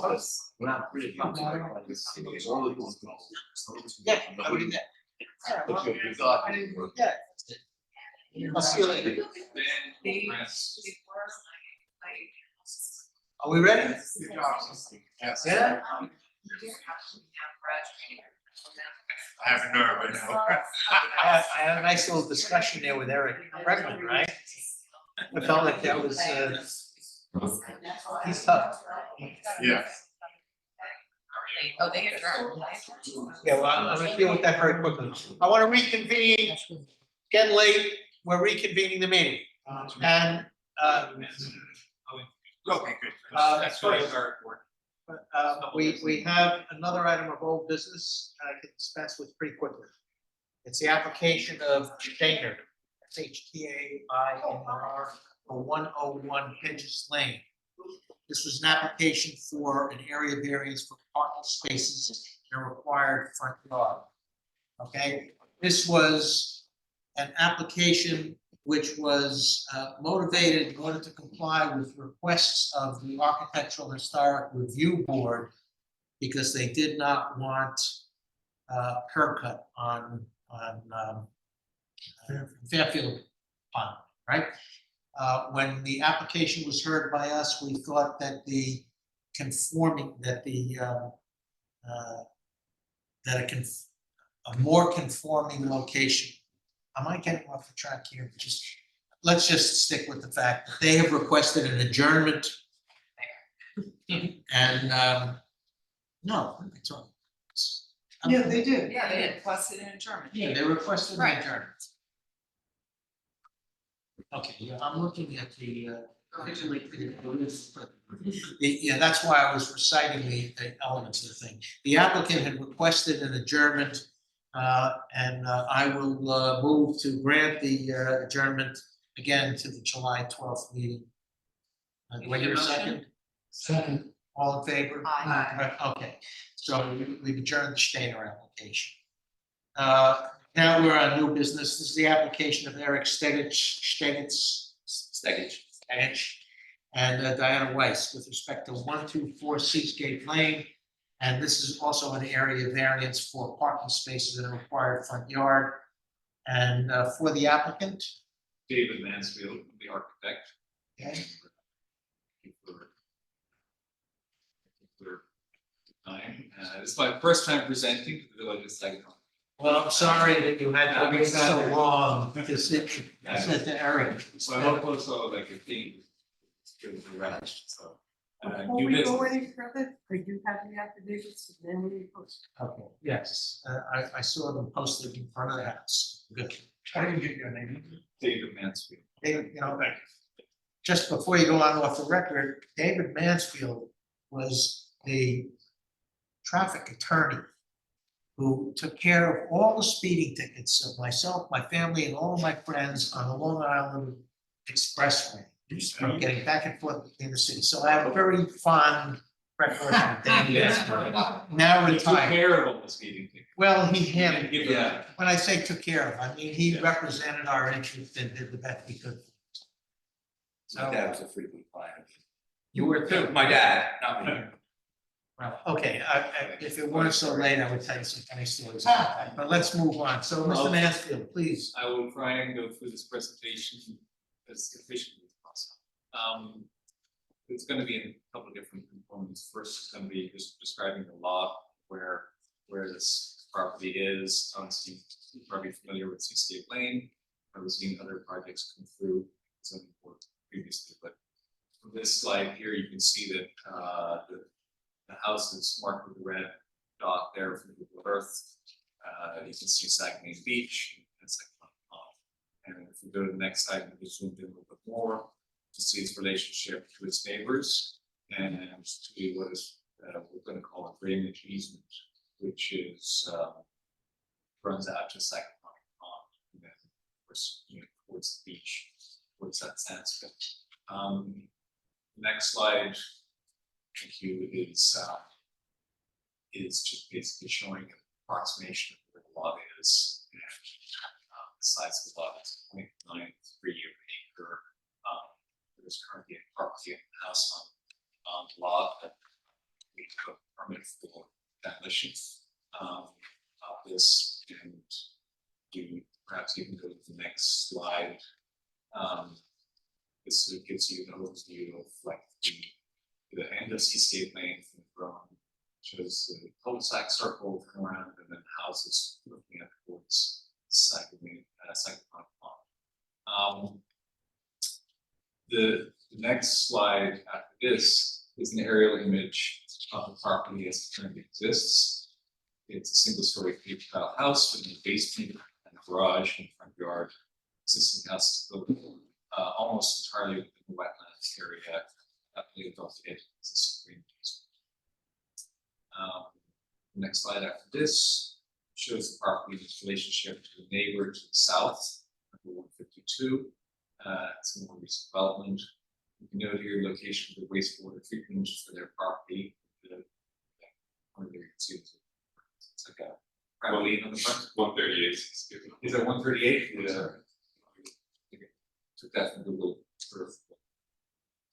The wastewater treatment plant for their property, which we can reference because we have the same issue. I think the overview is where it's another constrained lot, constrained property. So next slide after that shows the property across the street, which is another recent development. Similar challenges you can see there with the wastewater treatment plant. You can see also their proximity to the street, their driveway, etc. Similar things we're going to discuss about ours. And then after that, it's sort of a view, again, it's from the drone looking back across the street from our property. You can see there's a large lawn in the front. And the house to the left, style house, raised fence, and then the house to the right, we just saw on the drone image, which is a more modern house. Again, two driveways side by side, we discussed as well. We can go to the next slide. This is the house to the north, and without the ability to be able to jump back and forth, just remember our lot, Google Earth, there's the house to the south is very close, the house to the north is actually quite far away. There's a large area of wetlands across this house. That house is for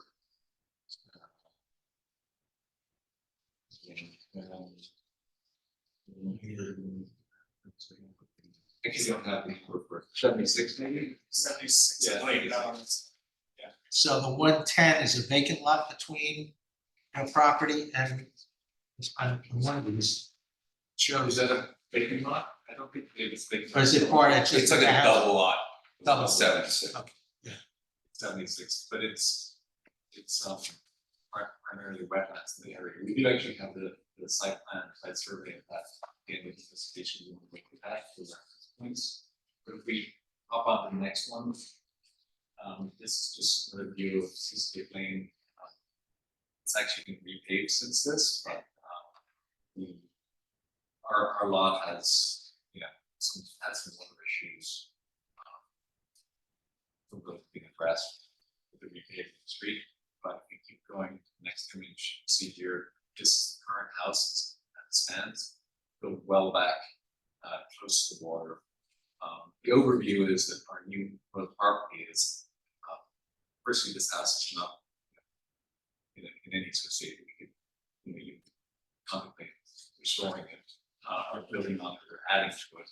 But we're also really trying to make a most compliant house on this small lot as possible by putting it back away from wetlands. We've gone through the process with 20 shade of the conservation.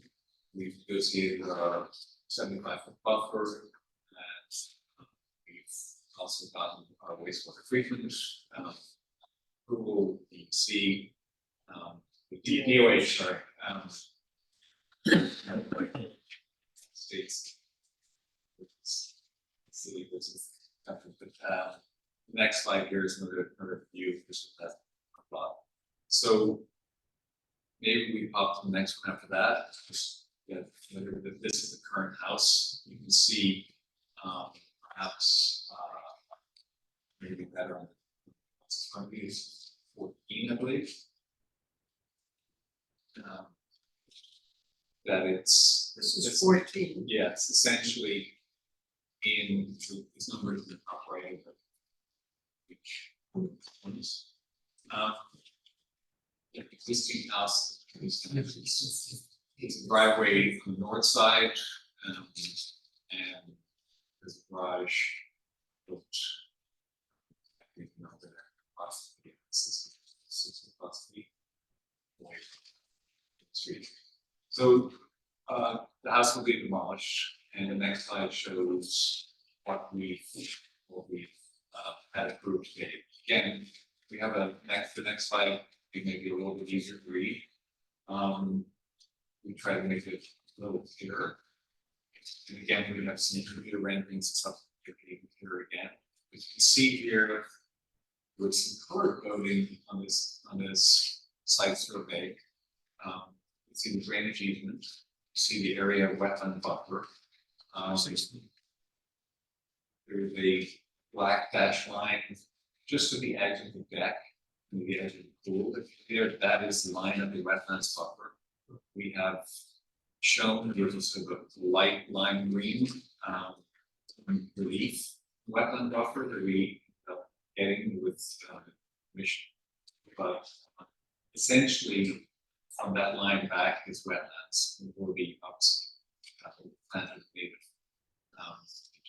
Plantings, they've all been approved by the commission.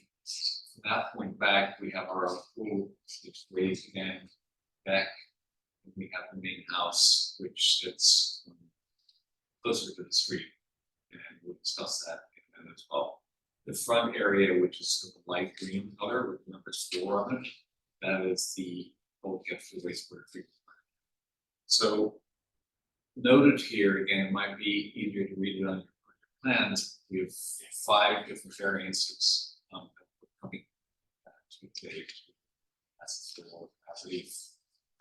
The first of which relates to parking in required side yard.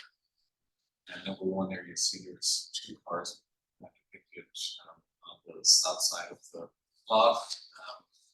And there are 4 required for the zoning, but we're to put 2 underneath the house because again, drained lot, we have wetlands, and we have wastewater treatment, we also raise the house with FEMA, and we've got obviously zoning like limitations which we're within. So this, like I said, the only variances we're requesting today are like 4 yards in essence, not for any height or bulk or square foot. So number 1 is the 2 cars in side yard.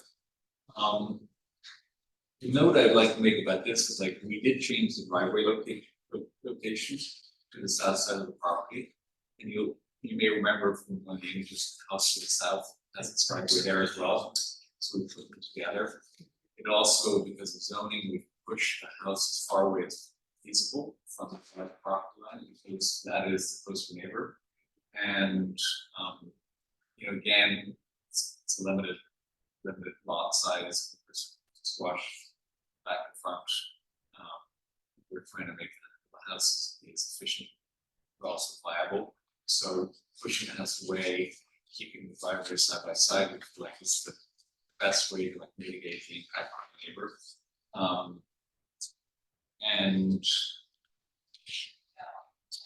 So yeah, the adjacency of the parts, depending on the notes here. The second variance we're requesting here is number 2, see the middle of the plan.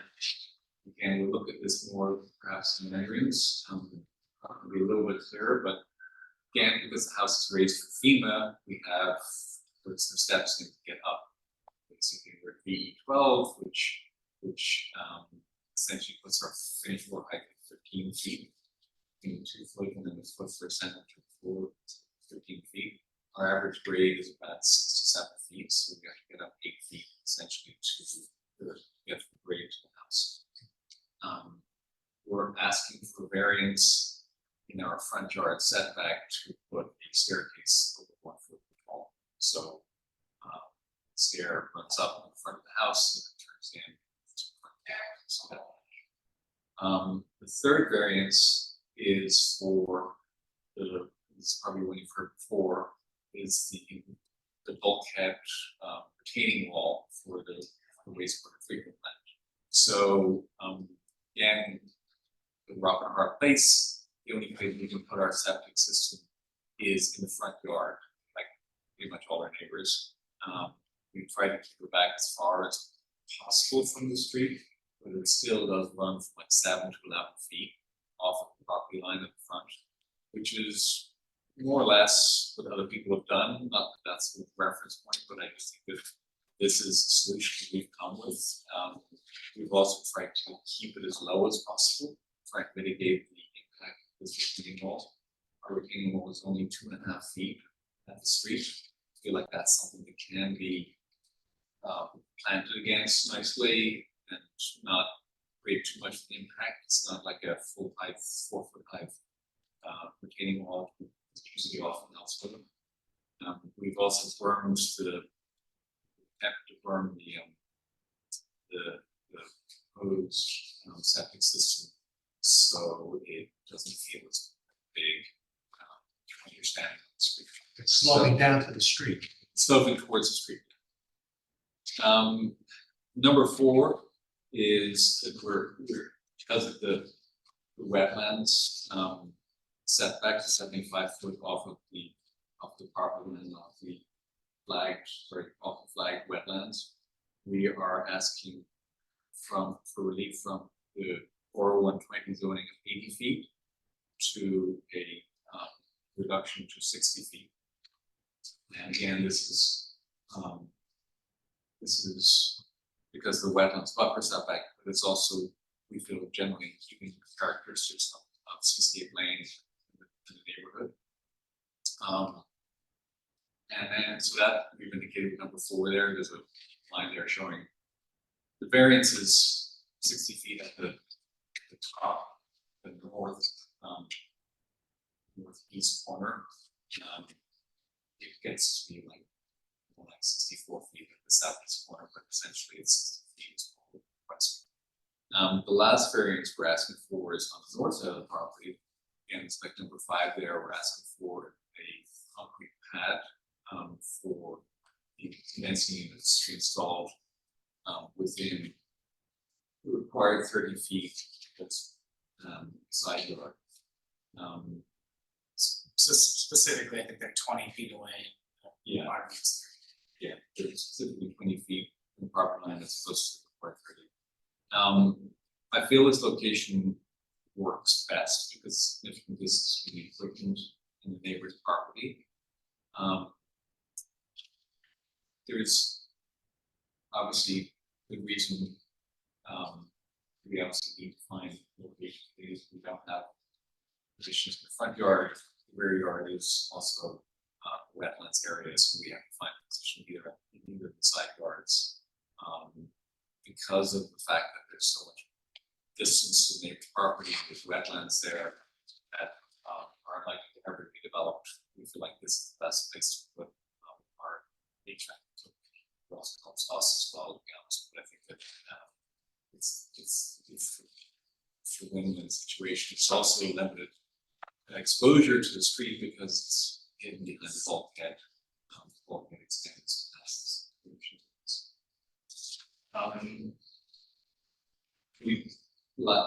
We actually don't think it's going to be good. Inside. The next 2 images. Yeah, thanks. Yeah. These are we can skim over these a little bit, because I think we can probably find renderings most helpful. These are our site sections showing our compliance with current law, we're showing compliance with some heights.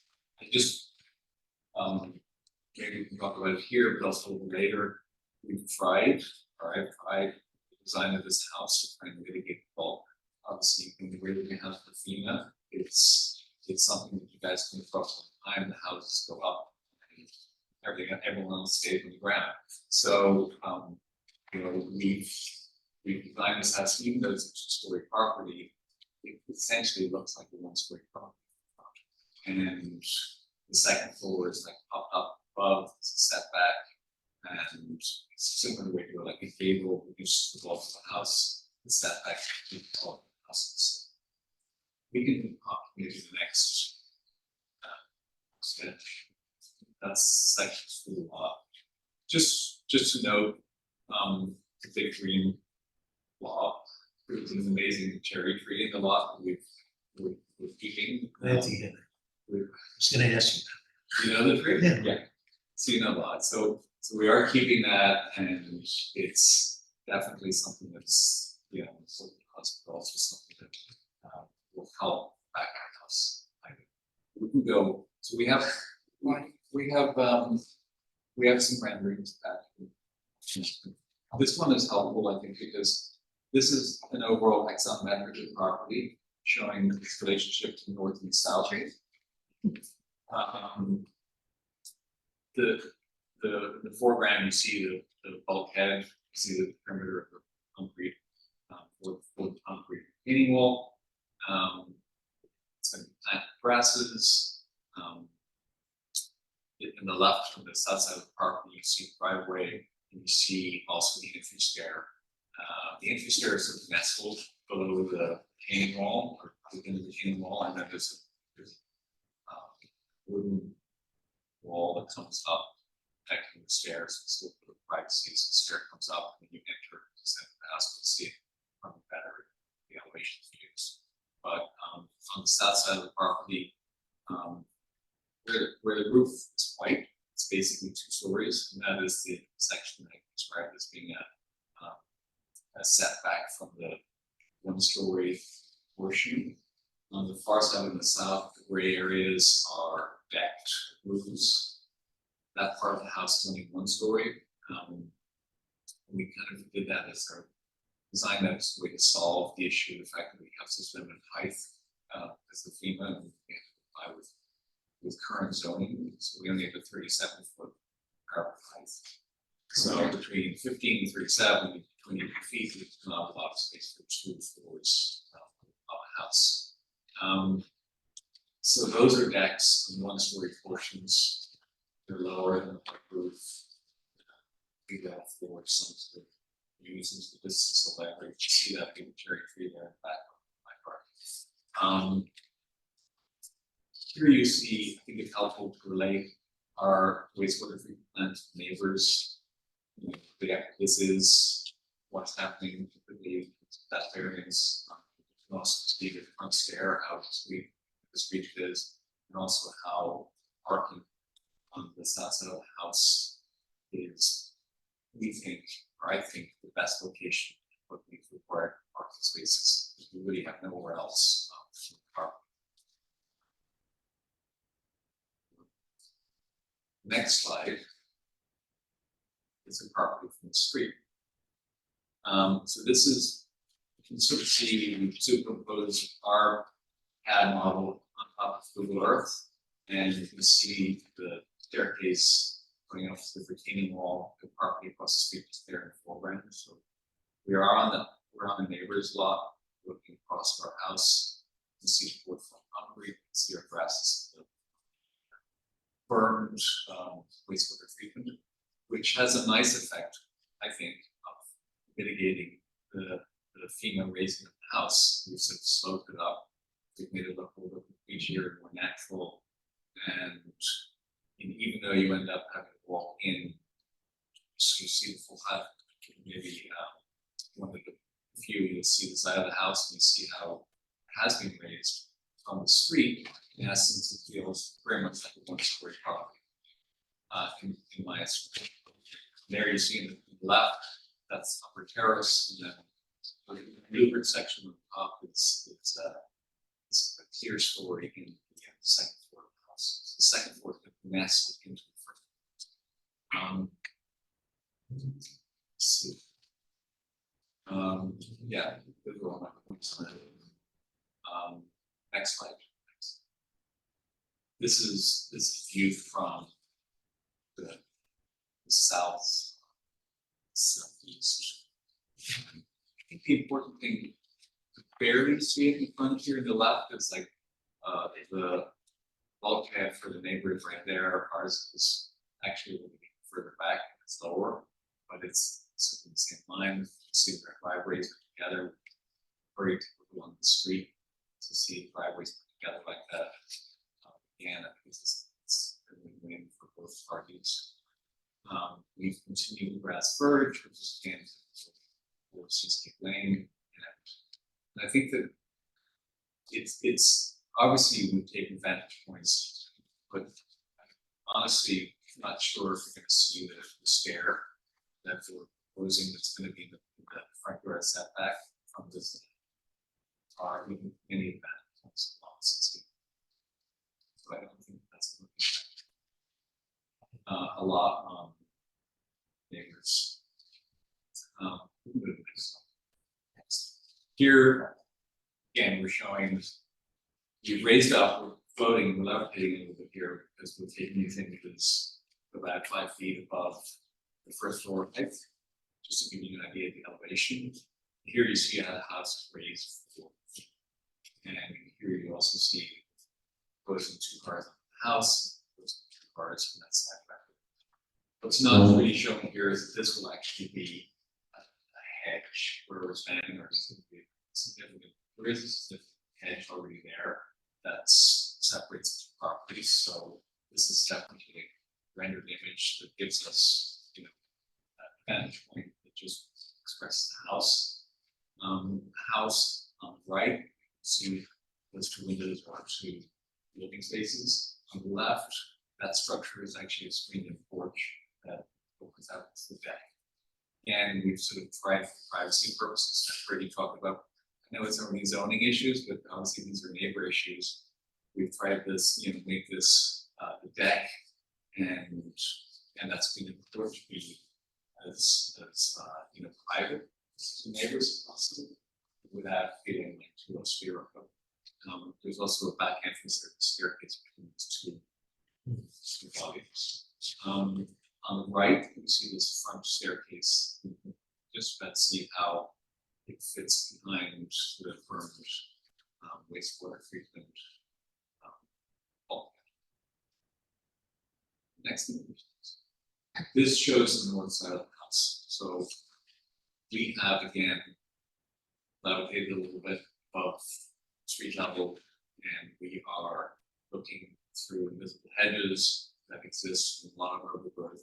We're seeing the side of the house. We do have some of those trees on the right that are these areas will be heavily planted, but basically these 2 AC units will be put as close to the house as possible within 4 feet, which gives us 20 feet of a buffer to the property line. They're raised for FEMA as well. They're raised so they don't, you know, continue to work with the storm surge.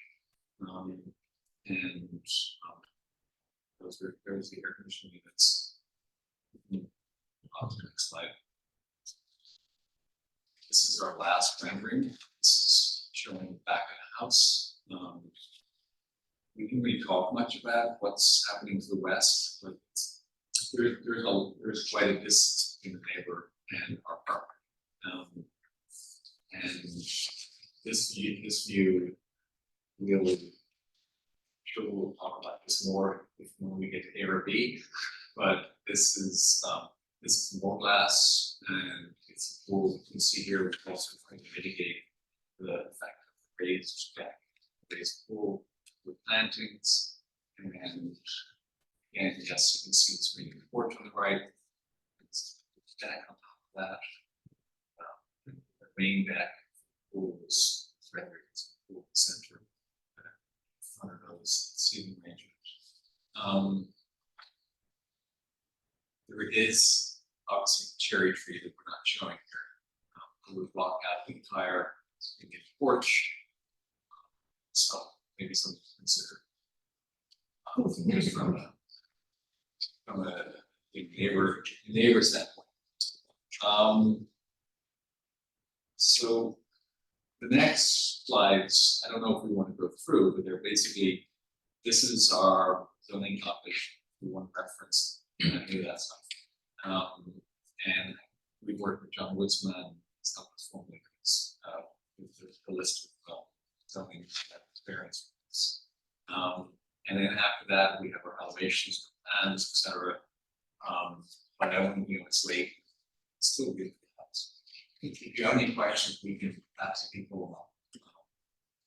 I think that, yeah, maybe it's helpful. But, what were my summary points here? Sorry for reading, but, so we described the design and was compliant with only possible. It was former defined that currently exists, also because this is obviously wetlands. Now, while meeting requirements, basically, it's basically a 5-bedroom house, 4 bedrooms plus a den.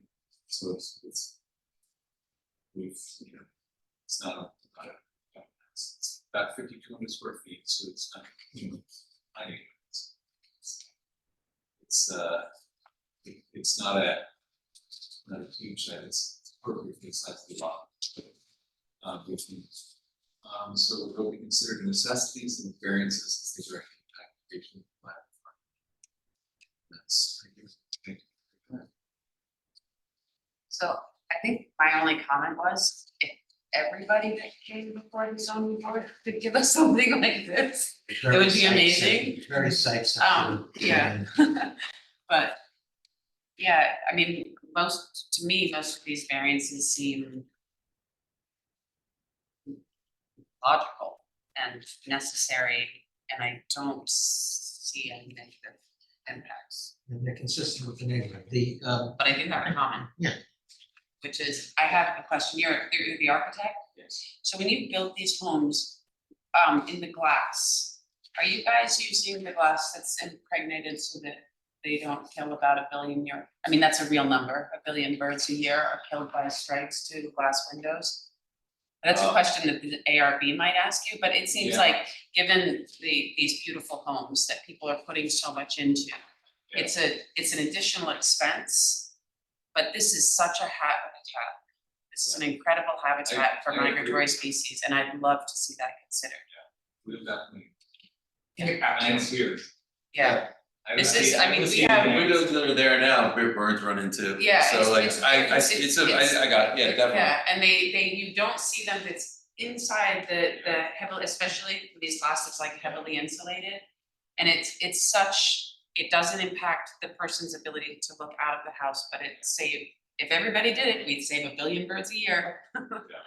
So, that was my. I hear that. Thank There you. isn't actually, we've done our glazing analysis for the ARB, the house doesn't have, there's a lot of houses, a lot more glass, trying to say.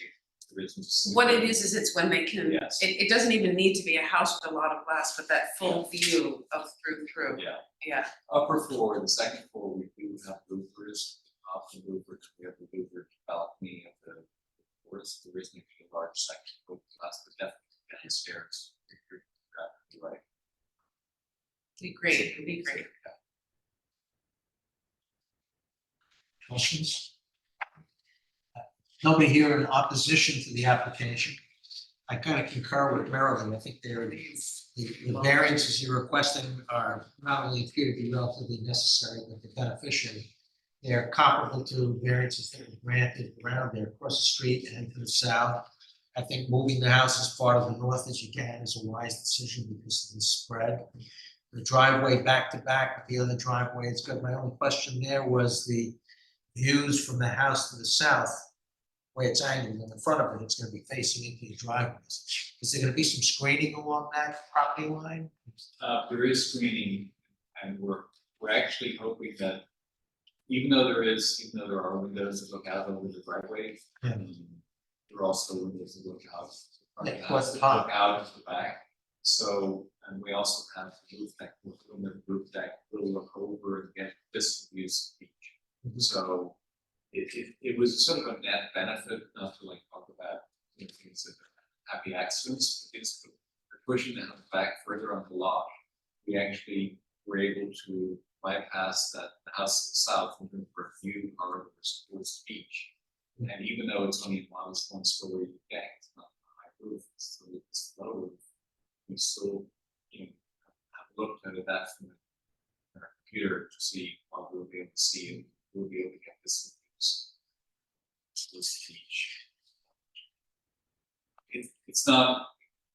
It's a very constrained lot. Constrained lot, right? And we pulled it all the way out of all of the wetlands area, which is great. I like that you're saving that tree. When I walked the property, I actually took a picture of it because I thought it was really such a great tree, so. I got it in front. So the planning bed, it says, that's on top of the wall or in front of the wall? It's in front of That allows it burn Oh, down block, to the, block the. you would block the concrete. It's in the way that other.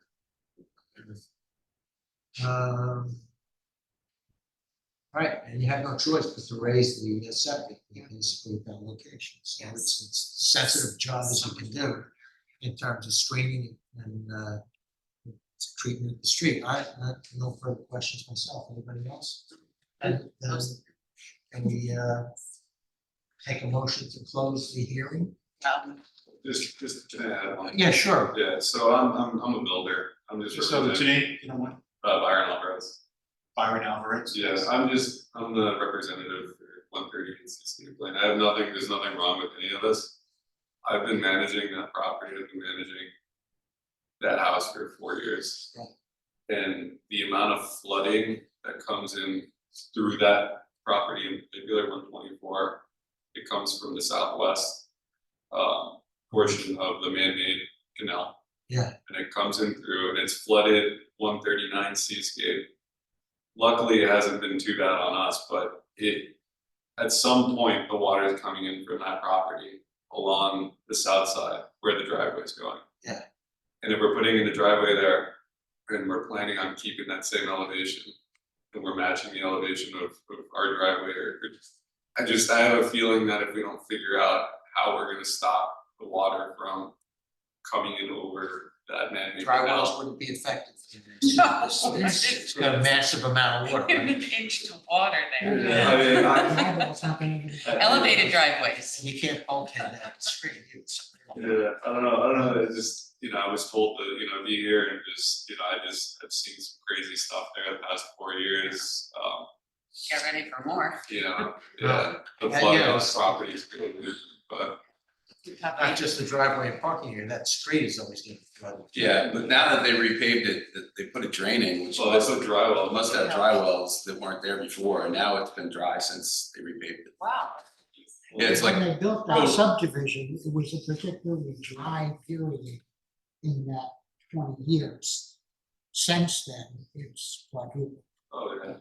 but the repaving job has made our driveway, not blocked by a pond. The water table there is just I guess if there is any mitigation, it serves your own interest to try and do it. Yeah, we're gonna Yeah. try it. Yeah. It might be that there'll be dry wells in the bulkhead part and we'll pump it up to there. Well, yeah, maybe. I was gonna say maybe my homeowner might wanna get into contact with the architect and we'll figure out the drainage all around that driveway. And maybe you want to buy a I boat. think your owners have a letter with contact. Yeah, we got it. I saw that there was an inflatable on the property. You're gonna need a Just in boat. case. The house will be safe, it's up at FEMA levels, but you may need a boat to get to. All right, anybody have any other further comments on this? So we entertain a motion to close the hearing? I will make that motion. Yeah, second, all in favor? Aye. Now, it's unusual for us to do it. Do you think that we should obtain a recommended decision at this point, or should? Chris usually discourages. Yeah, I discouraged. I mean, I think. I'm not proposing and making a decision in one hearing. Okay, we'll close the hearing. All in favor? Hearing is closed. Okay. Thank you so much. Thank you. Thank you very much. Appreciate it. Okay, so I'm gonna have to bring information on this. Yeah, I got it. No, It's not already. Yes, entertain a motion to adjourn the hearing. So moved.